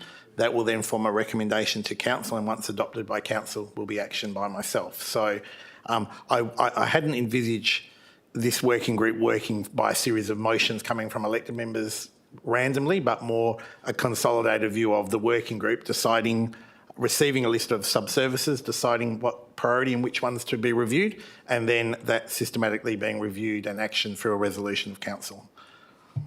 Thank you. Councillor Miles, do you want to speak to this item? Yeah, look, I do want to support the review. I think it is something that we all supported during the budget process. It was supported as part of the recommendation to set up the review working group. I think it's a good thing for council sometimes to, you know, seek further advice from administration on how some services may be delivered, not delivered, and also how some of our cost structures are born. You know, how does a fee be established when we charge out a room? How does a fee be established to, you know, somebody using a sports field? So I'm keen to see this review be part of all of that, and look forward to our next budget workshops where this will have some impact in. Thank you. Speakers against? Speakers for? Councillor Treby. Thank you, Madam Mayor. Just a couple of very quick points. I think it's also important to note that service reviews are not a recent innovation. We've been doing service reviews for many, many years. To come to light, we've done a service review of Ranger services that resulted in a more effective, more efficient use of those resources. And of course, we've done a service review of our waste management systems that also ended up in a change of framework and broad strategy that leads us to where we are today. So that commenced, I think, possibly 4 or 5 years ago with the waste services review and the ranges sometime before that. So the review of services is not a new innovation. It has been going on for many years. This is a more structured way of looking at them, and I agree that it is a very good thing. But it's also important to note, councillors, that the role of council, one of the roles of council, is to oversee the allocation of resources. One of the important roles for council is in the Local Government Act is to oversee the allocation of resources, which includes its effective use. And we also need to make sure that we get a level of assurance about that effective use. And this is a very good mechanism in terms of the Services Review Committee to ensure that we've got mechanisms to meet our obligations on those allocations of resources. Because the Act says that we're responsible for the allocation, we need to have a good level of assurance that those resources are being applied effectively, that's the close-off part of this process. I have absolute no doubt that this will work particularly well, and I look forward to the initial meeting. Thank you. Any speakers against? Speakers for? Councillor Baker? Question? Yeah. And maybe you could do your right of reply. Yes, the questions is, yes, my question's addressed to Deputy Terrelling. I'm dealing with page 39 of the agenda, paragraphs, the 2 paragraphs under background. Those paragraphs make reference to the city having commenced services reviews back in 2017. Were those reviews conducted by administration or by the elected members and the mayor? That's the first question. Next, it says as well in the second paragraph under the heading, the service review program was paused in 2020. Once again, that program, was that conducted by administration or by the elected members and the mayor of the city, please? Okay, so we're being told this is just... So this would just go to Mrs Jennings, but I think the service reviews was a systematic progress they were going through as part of administration, and then when COVID hit, they needed to put their resources into dealing with COVID. But I'll hand it over to Mrs Jennings. I think...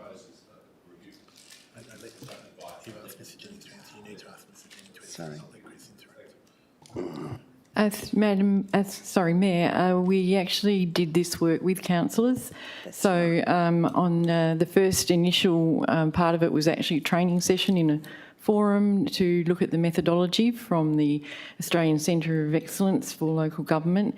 And then after the forum, we took that to the Audit and Risk Committee and actually agreed on aims, priorities and the principles around how we were going to conduct service reviews, which is also the first item on this working group consideration, purpose and role as well, to actually make sure we have a basis of what we're doing and why we're doing it for the service reviews. And Mayor, actually we then did we did a couple of them. Councillor Treby's mentioned the waste and the ranges. We also did some work, you might remember, on aquamotion as well. So there were a couple of minor ones. I did a minor one on council and corporate support for a little while as well, and you might remember having surveys. And you're also correct, Mayor, we did have to pause in 2020 due to the impact on COVID and the amount of other work that we had to take into account. So it is time to renew it as well. So we have been saying this for a number of years in our budget discussions. You may remember I've talked about the fact that we still want to do this and still want to make sure that we understand the basis for a lot of the costs, etc. And importantly, ask our customers the priorities of what they're after. Thank you. And I'll just give Mr Sims the opportunity to add a response as well. Thank you. Thank you, Mayor. I think in addition, from my memory, the Waste Services Review had extensive workshops with elected members through council forums. I recall, I think the Waste Management Advisory Committee also consulted at various touch points within the service review. In addition to the service reviews that Mrs Jennings identified, I believe Mrs Terrelling also led a home and community care service review, which saw the city pivot its delivery mode to an outsourced mode. So yes, council has had a history of conducting service reviews. It was only because of COVID that we paused that. Okay, thank you. Personal explanation, please. Yes, personal explanation. Thank you. I think it's important to understand that you don't separate administration from council. We're one body corporate. Council is responsible for the allocation of resources, and there is no suggestion that any work that's being done by administration is somehow divorced away from the role of the elected body. We are legally and lawfully responsible for everything that happens in this organisation, including, and I'll go back to it, the allocation and management of resources. That's our role. It's always been our role. So there's no process where administration get to go and do what they want and come to us with bright ideas. It is a broad, consolidated corporate approach from governing body through administration to make sure that we're meeting our obligations and getting assurances about the allocation of resources. There is no separation of two bodies. There is only one exercise of power within this organisation that is in the governing body. I just wanted to make those points. Thank you, Councillor Treby. Point of order.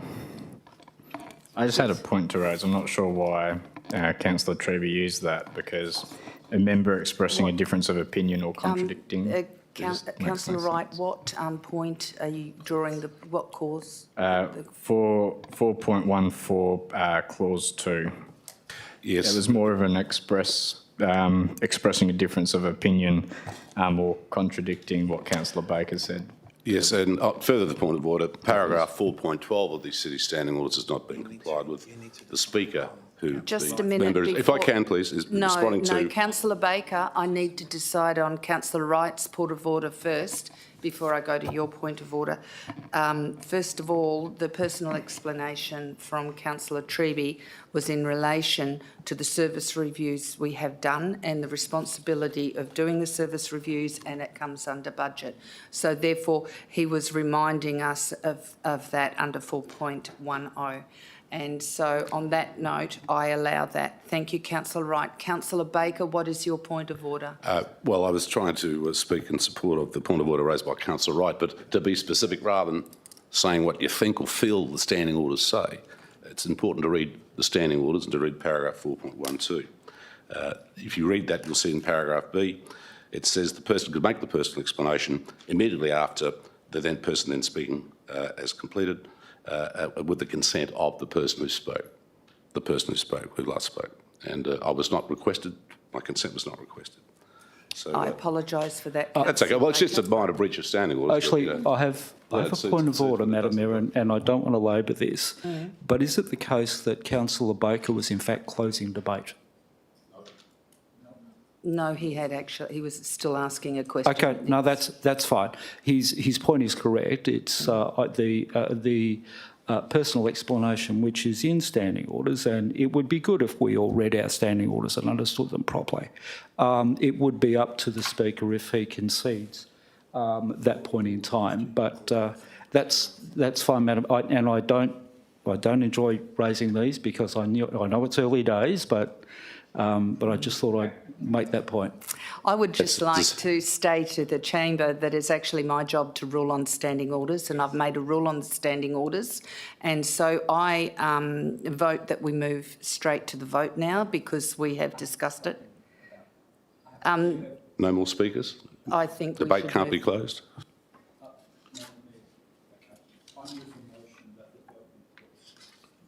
Who seconds it? Thank you, Councillor Rowe. So we have a motion to put it straight to the vote without any further discussion. So the voting is now open. Please check your vote.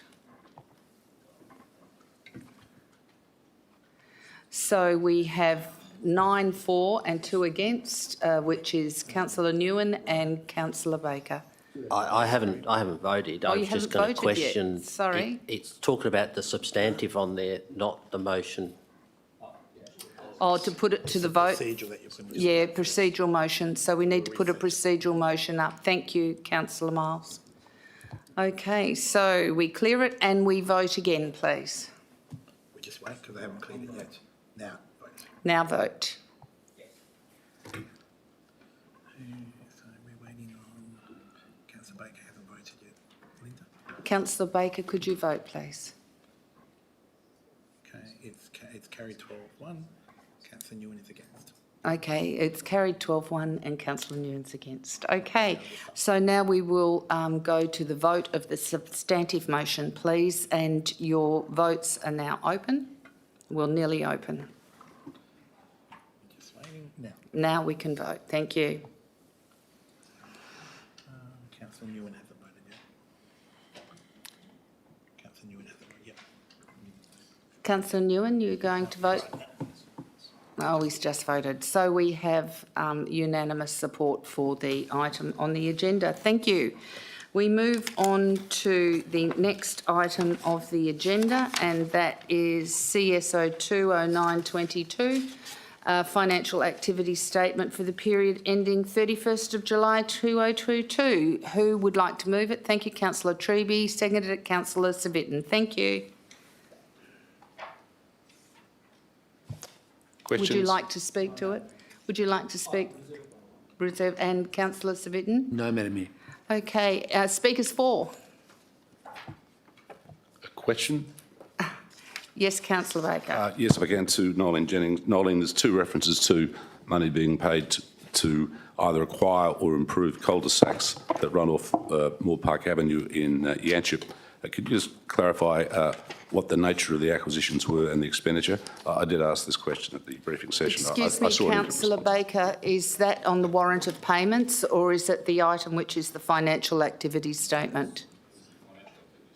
Sorry, financial activity statement. Thank you. We haven't got up to warrants of payments yet, I think, if I'm right. I'll just check. Mrs Jennings, yeah, have you got an answer to this?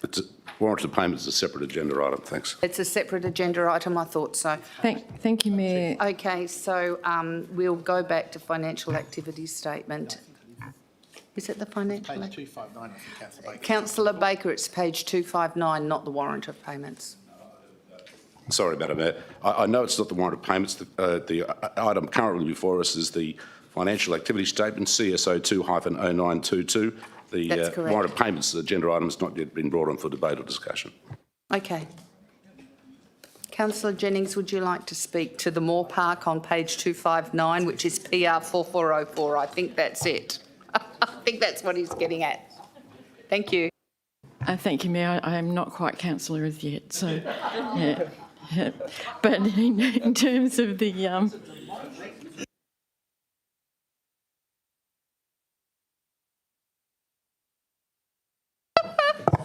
we had a bit of, councillors, we had a bit of role playing during the day today and we had a bit of fun doing it, but sorry, Mrs Jennings.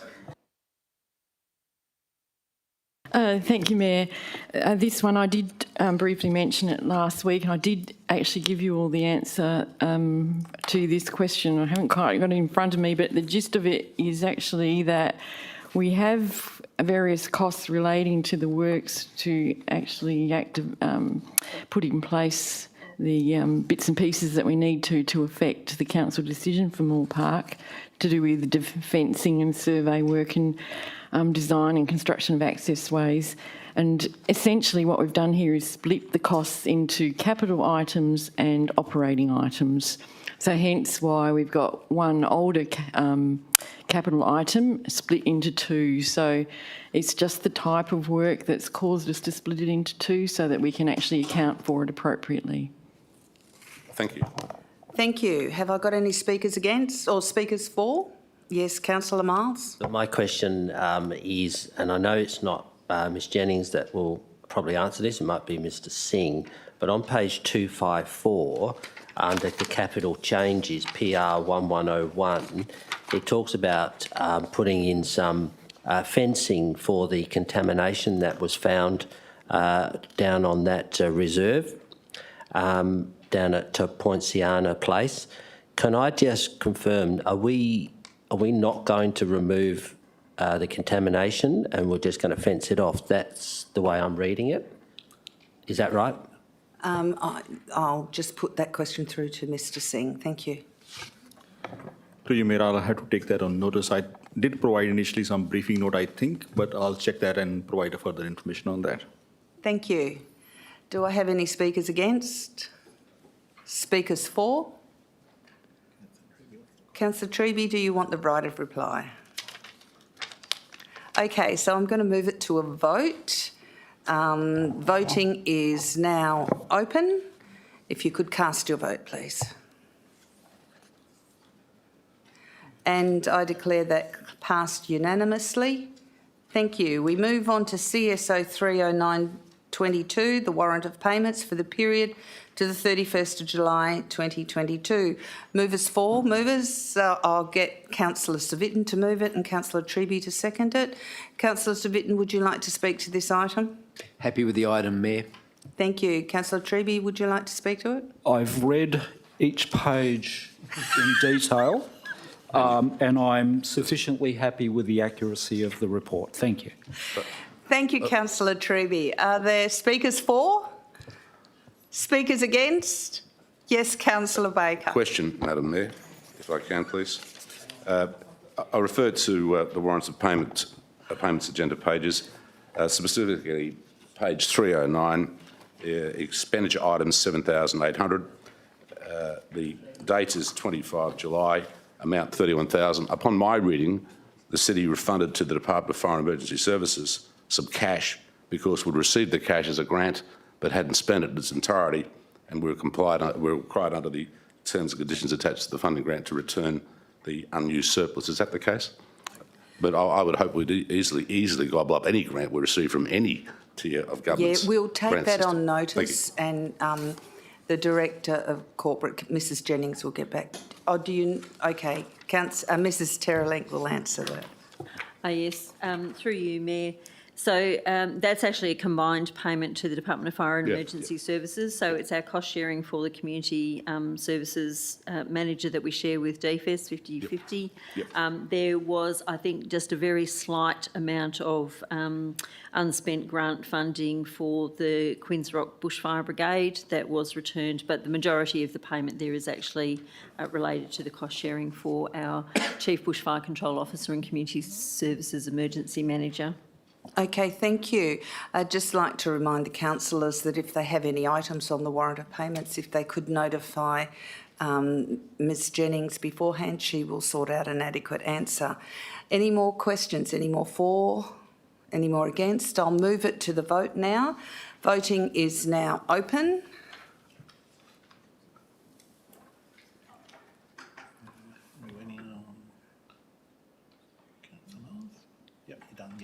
Okay, it's passed unanimously. We go on to the next item, which is CSO 4922, which is the extraordinary election for North East Ward vacancy. Who would like to move this? Thank you, Councillor Baker. Who would like to second it? Councillor Sangali, you put your hand up. I'll move you as the seconder. Okay. Councillor Baker, would you like to speak to this? Yes, I'll be very brief, Madam Mayor. I and I think other elected members toured to the idea of the city basically assuming what is in the first instance under the Act, its responsibility to conduct this election. The issue then I thought was, well, hang on a minute, should it be conducted on a postal basis or face-to-face basis? There are some concerns in the community about the legal efficacy of postal voting and some difficulties that can arise during the course of the actual vote. But on balance, I think it's, in all the circumstances, it's the right thing to go back to the Electoral Commission to conduct the election. It's its own independent statutory body. Its chairperson, the commissioner, I should say, is a very knowledgeable chap, Mr. Robert Kennedy. He's performed many senior public sector roles over the years. But I would like to see a random audit being conducted during the course of the voting period. If that's possible by the Electoral Commissioner, we cannot direct him, I suppose.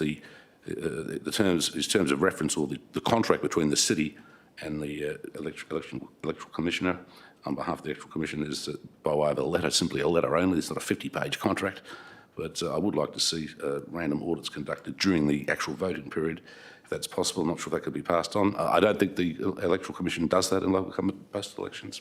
But in any event, it's the way forward. Let's get the election underway, and let's please fill the seat next to me, please. Thank you very much. Thank you, Councillor Baker. Councillor Sangali, would you like to speak to the item? Only that I welcome this election and I can't wait to meet the new councillor. Okay, speakers for? Yes, Councillor Rowe.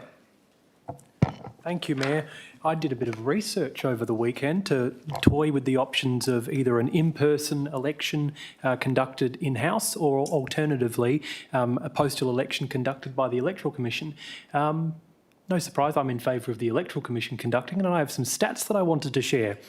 There's only one local council that's held 2 by-elections by a different method, and it was the town of Cambridge this year to fill vacancies in 2 different wards. The 1st of July, there was a turnout of 24.39% of a postal election conducted in the coastal ward. Then on the 27th of August, the council made the decision to conduct it in-house in person. 461 votes are a turnout of 4.52%, less than a fifth of what actually happened through the Electoral Commission. And that was in-house, in person, with having an on-the-day vote, postal option to it, and also pre-poll as well. So I think when the argument comes at us time and time again that in-house, in-person should be considered, those statistics speak for themselves. So I think the Electoral Commission is well equipped to conduct this election, and I think the community expectation is that this is the best way for them to feel that they're not disenfranchised out of the process. Thank you, Councillor Rowe. Speakers against? Speakers for?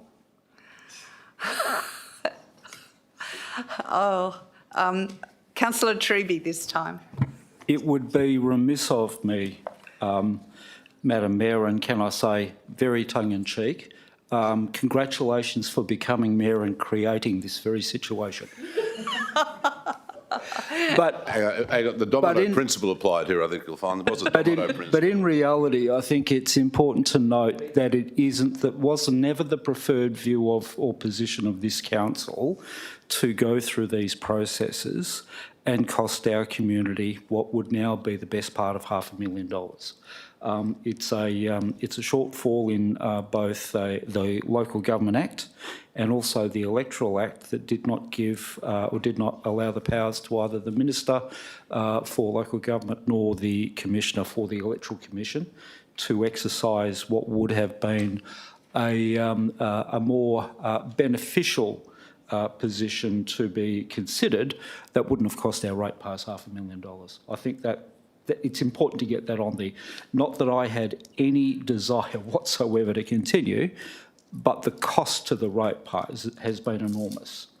And I think it's important that those points are reinforced as often and as loudly as we can possibly make them. Thank you, Councillor Treby. Speakers against? Speakers for? Councillor Miles. Yeah, thank you, Mayor. Look, a couple of points brought up by Councillor Treby, or sorry, Deputy Mayor Treby, and also to Councillor Baker. I too would like administration to maybe request some form of voter checking by the Electoral Commission. Not every vote, just to make sure that the signature panel that's been filled out is from that person, from that house. There are some newspaper articles floating around over the last 2 election cycles indicating that some people, ballots were lost or not delivered and they still voted, but there's no evidence to prove it. I think there was one out Armidale Way, where there was proof somebody was collecting ballots on a particular day and they were arrested there and then by the local police. So I would like to see some sort of audit done during that process, if possible, CEO.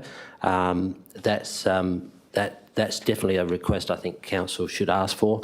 And the other point clearly made by the Deputy Mayor, the Local Government Act in this area is broken, and to have these $500,000 election cycles, even every 2 years, is a lot of impost for our council, for our rates and for our residents.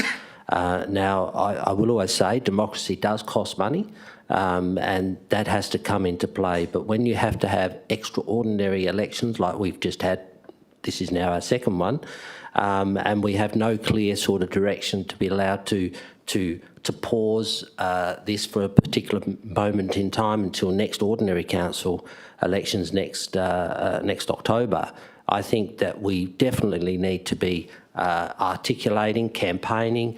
Clearly, Walga hasn't got the capacity to campaign it properly, so maybe we need to do it directly, Mr. CEO, to ask the Minister Carey to try and get these changes done.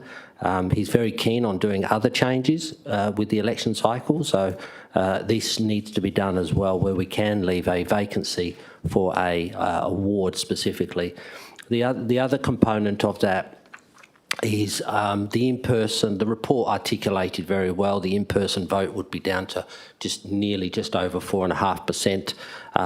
So and then you've got to have a particular location, probably be the Clarkson Library. Is that going to be open just on one Saturday to do the in-person, or are you going to have it open over the 2-3 weeks?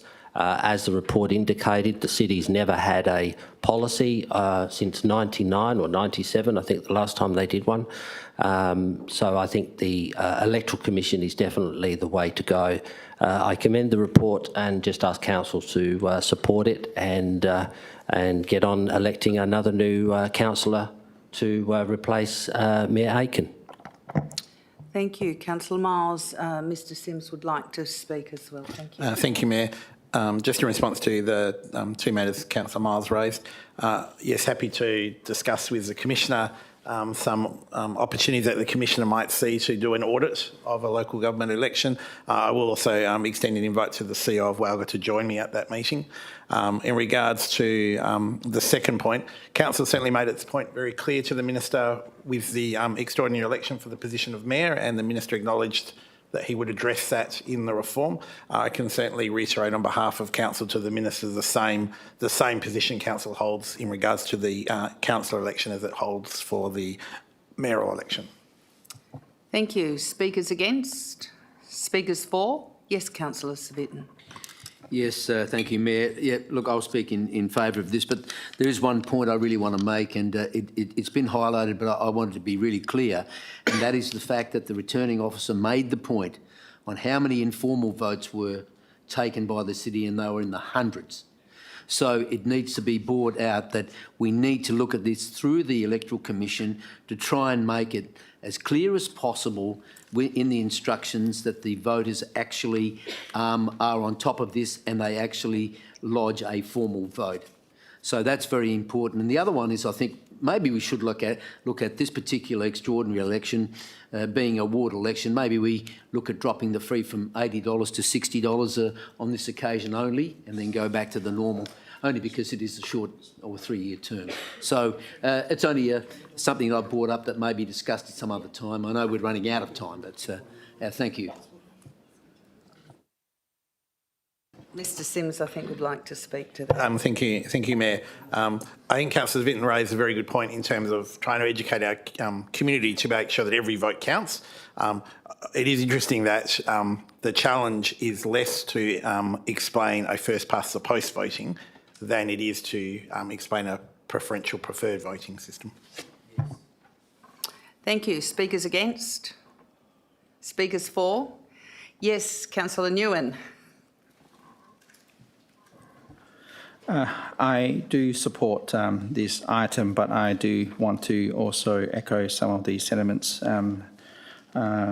from some of the elected councillors earlier, especially regarding the cost of the election that we've spent or will be spending over $300,000 in the mayoral election. We've only received 19% of the return ballots. That is still very low, and for the amount of money that we are spending with the low voter turnout, I personally prefer an in-person voting, but I know the data that Councillor Rowe has read out on the basis really that we are in a living cost crisis. There are a lot of fees that our residents are paying, and this is another wasted cost that we have to spend for another election.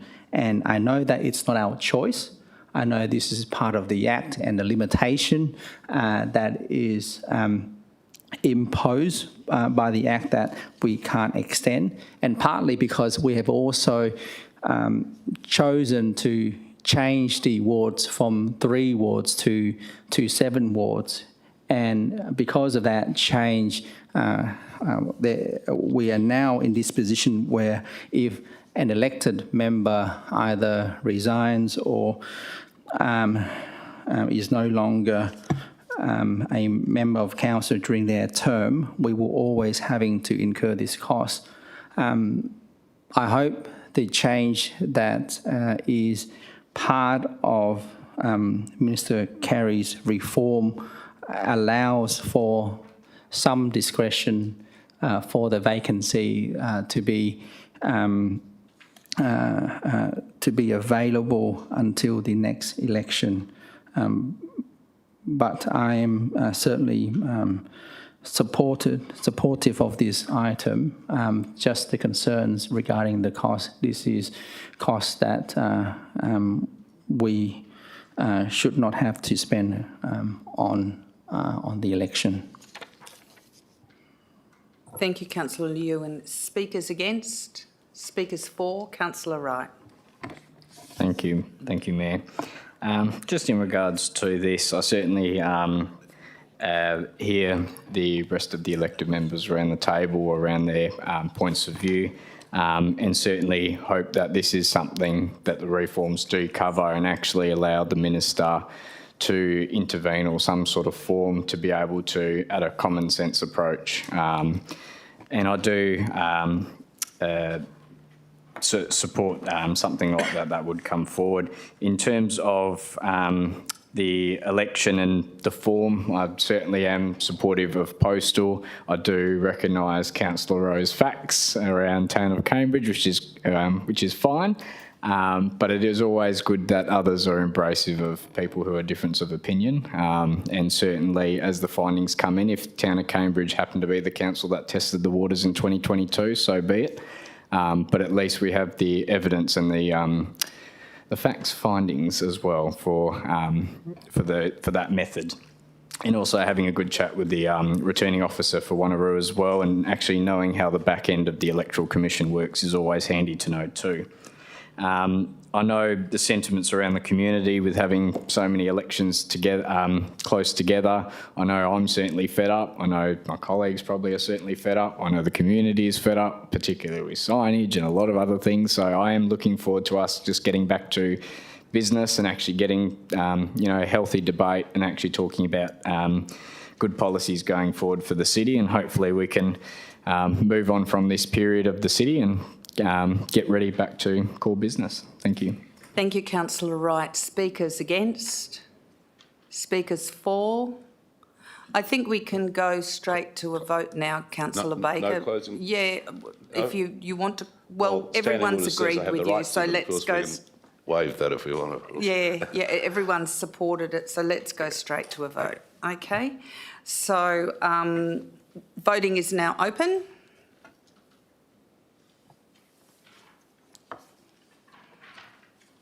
And it's unanimously passed. Thank you very much. We move on to the next item this evening, which is appointment of delegate to Walga North Metropolitan Zone. Myself and Councillor Huntley have nominated for delegate.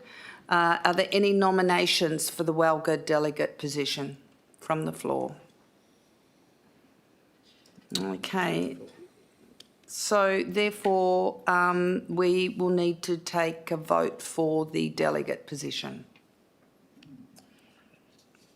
Let me just wait for them to reset.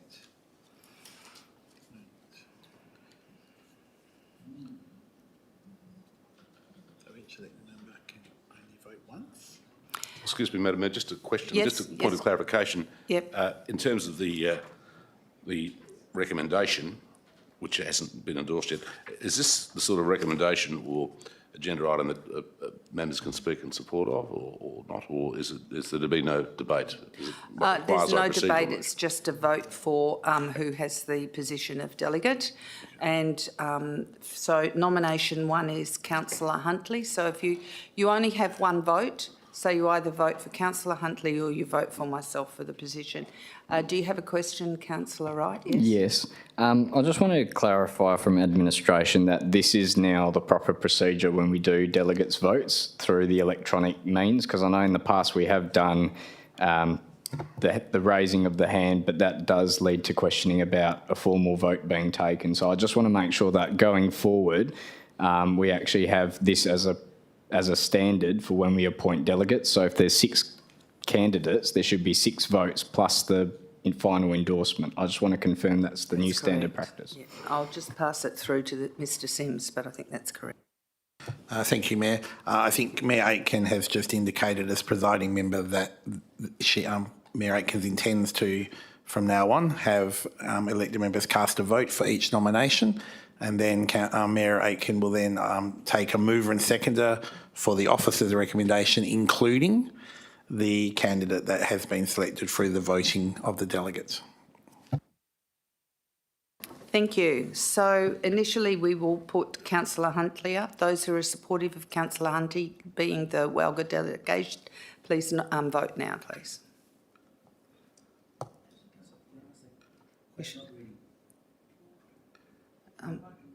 It's too late. Yes or no, Madam Mayor? Yes or no? No, just yes. No. So according to that, Jackie Huntley has the votes to do Walga. Thank you. So congratulations, Councillor Huntley. So we have to take a mover and seconder for the recommendation. Do we need to do a deputy delegate as well? You do now because Councillor Huntley is moving from deputy to, so we need to. Yes, so do we? No, I'm not interested. So do we have a nomination for deputy delegate? You didn't vote? There was 13 there, wasn't there? 8-3, so there was 11. So we'll go again. We'll vote again. So voting for whether you want Councillor Huntley to be Walga delegate or not. So this is not the deputy nomination anymore. We're back to the delegate proper. I'm sorry, Mayor. Yes, I was just waiting for the council support team to correct the screen for you, Mayor. Thank you.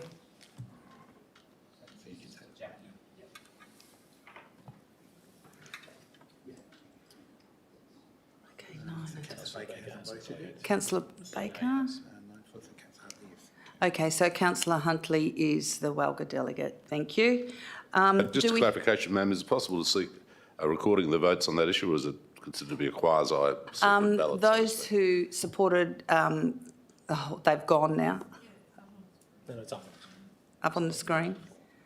Good. So if you just read the red ones. So those who supported Mayor Aitken was Councillor Baker, Councillor Newen, Councillor Wright, and myself. Thank you. So is it the case that you don't exercise your right to take that position as a mayor? I don't have the opportunity to do that because it's a voted position to go in on the Walga. Okay, thank you. Thank you. Okay, so we need a deputy delegate. Yes, Councillor Rowe. Anyone else for deputy delegate? So I declare Councillor Rowe as the deputy delegate for Walga. Thank you. And yes, we'll have a mover and seconder to have Councillor Huntley as the delegate and Councillor Rowe as the deputy delegate. Moved Councillor Sangalli, second Councillor Treby.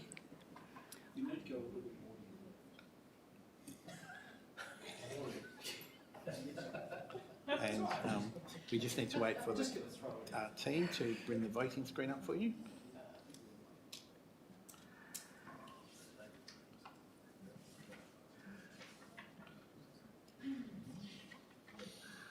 Okay, you're right. They've hijacked the screen, so you're right. You can call the vote now. Okay, so would everyone like to check their vote? Thank you. Oh, this is deputy. No, this is deputy. Doesn't say substantive item there. Sorry, council and corporate support there. The desk sets are still referring to the deputy nomination, but the master screen says main. Gary, you might need to let them know.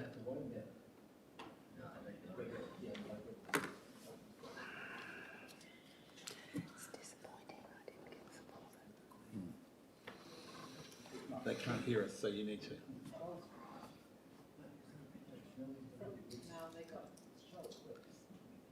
Now you're right. Now we're right, so if you'd like to vote. Thank you.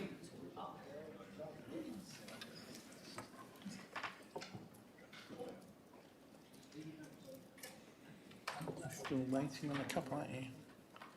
So, Councillor Coetzee. Councillor Coetzee, Councillor Parker and Councillor Baker, you haven't voted yet. So that was passed unanimously. Thank you. Okay, I would like to move the next lot on block from Chief Executive Office. We've got CEO 1 0922, CEO 2 0922, CEO 3 0922. Who would like to move the three of them? Thank you, Councillor Wright. And who would like to second? Thank you, Councillor Treby. Councillor Wright, would you like to speak to these items? No, thank you, Madam Mayor. Councillor Treby, would you like No, to speak thank you, to Madam the Mayor. items? So we go straight to the vote. And if you would like to vote now.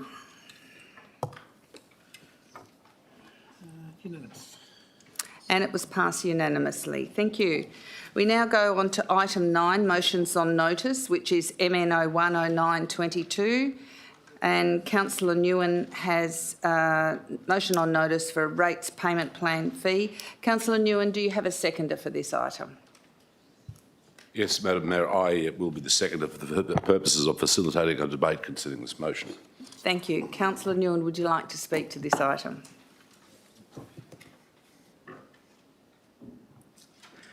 Thank you, Mayor. In relation to this motion on notice, it seeks to waive the $30 administration fee that is charged for each payment arrangement that is made with the city to pay the rates and service charges for the rest of the financial year.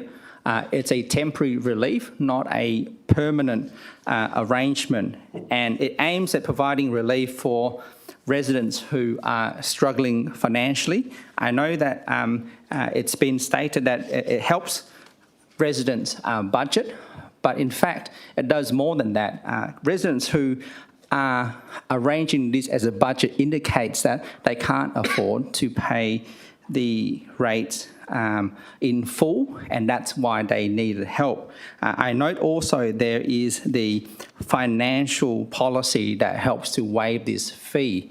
Now, we know that there are sick people who don't go to the doctor. It doesn't mean they're sick. There are people who are struggling financially that don't apply to Centrelink. And there are people who are struggling financially that don't apply under the financial hardship policy. Part of the reason is because it's unknown, and also possibly the stigma that's attached and the hoop that they have to go through to apply for financial hardship. Now, it's very unlikely, given the low number of residents that have applied for financial hardship in the past, that they will do it for $30. We have always opened up council to say that we will act with compassion. Well, this $30, it's a savings for the residents, for the every year we've got some 5,500 residents that take up this option, and to date we've got roughly just over 1,000 residents that have already paid the $30 payment arrangement. This motion applies to other residents that, if successful, to those that apply for a payment arrangement. Now, this is symbolic of who we are as a council, what we represent, that we stand with our residents who are struggling financially. We have to act with compassion. We need to give our residents the dignity that they deserve during this very difficult time. And it shows, if it gets passed, that we stand in solidarity with our residents. This fee is a fee on a fee to basically allows residents to enter into a payment arrangement. Any business that receive their fee on a service would be ecstatic, and they sometimes give a discount so that they can receive payment on their service. And here we are charging a fee for those wanting to do the right thing. The other option is, if they don't pay, we then potentially take legal action to commence recovery of the outstanding rates.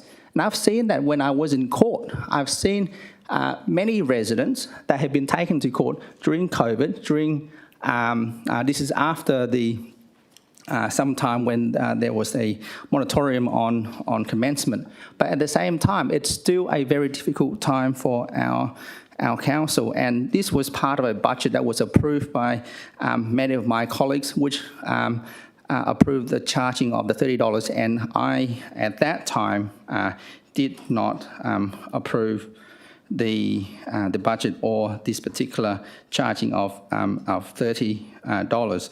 And I note that in May earlier this year, I've read out the data from data analytics that indicated that residents in Wanneroo, up to 65 to 80% of the residents in Wanneroo were suffering financial stress.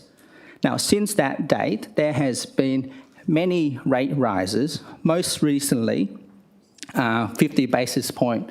And so the number of residents that are struggling financially hasn't decreased. In fact, I would assume it has at least increased given the number of rate increases that has happened over the months. And we know that there will be many more rate increases in the future. Councillor Nguyen, you have reached your time limit for speaking. Do I have anyone to move a motion that he continues extra time?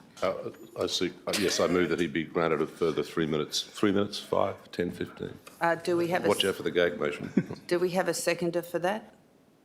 Yes, Councillor Miles. Okay, thank you. Can we have a vote on that?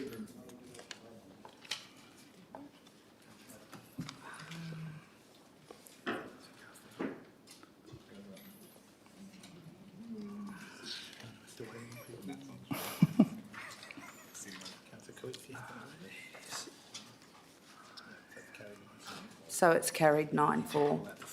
And then we have Councillor Wright, Councillor Huntley, Councillor Parker and Councillor Treby against. Thank you. And thank you for the indulgence in the extra 3 minutes. I won't take up much of your time as this is a simple motion to extend the grace to our residents that are struggling financially. For $30, this is a budget blowout to our council budget of roughly about $126,000. It is not a lot of money compared to all of the projects that we've undertaken and the costs that we have incurred and potentially some other potential savings as well. But this represents us as a council that we don't leave anyone behind. It stands with the community and our residents. And if we just leave these 5,500 residents who need help the most in this very difficult time, it is a sad day for all of us. And I've got some data that's just been given that other councils don't charge for this fee. Now, I don't know how we can continue to charge when there are other councils who have not charged for a payment arrangement, including, for example, I think Bayswater, the City of Cockburn, there's Stirling, Swan and City of Vincent. So other councils are able to afford their residents the opportunity to make a payment easier. Why can't we do that? So I ask us to make this temporary relief for our residents who are most in need right now. Thank you. Thank you. Councillor Wright? Am I allowed to move a procedural motion, or does the seconder have to speak before that can be done? You can move it at any time. Okay. I would like to that the motion be deferred to the budget review, which will be early next year, for this item to be considered rather than now, because I think I have concerns as a councillor that this may be financial mismanagement, considering that we've already accepted the budget, and I don't feel comfortable voting on something that may have a flow-on impact, considering I get the intentions of Councillor Nguyen and I get where he's coming from, but there may be better avenues to do that. Councillor Wright, it's a procedural motion. Oh, sorry. So what we'll do is I think he was debating, Madam Mayor. Sorry. Yes. So. Can I have a seconder for the procedural motion, please? Councillor Miles. And we'll put it straight to the vote, please.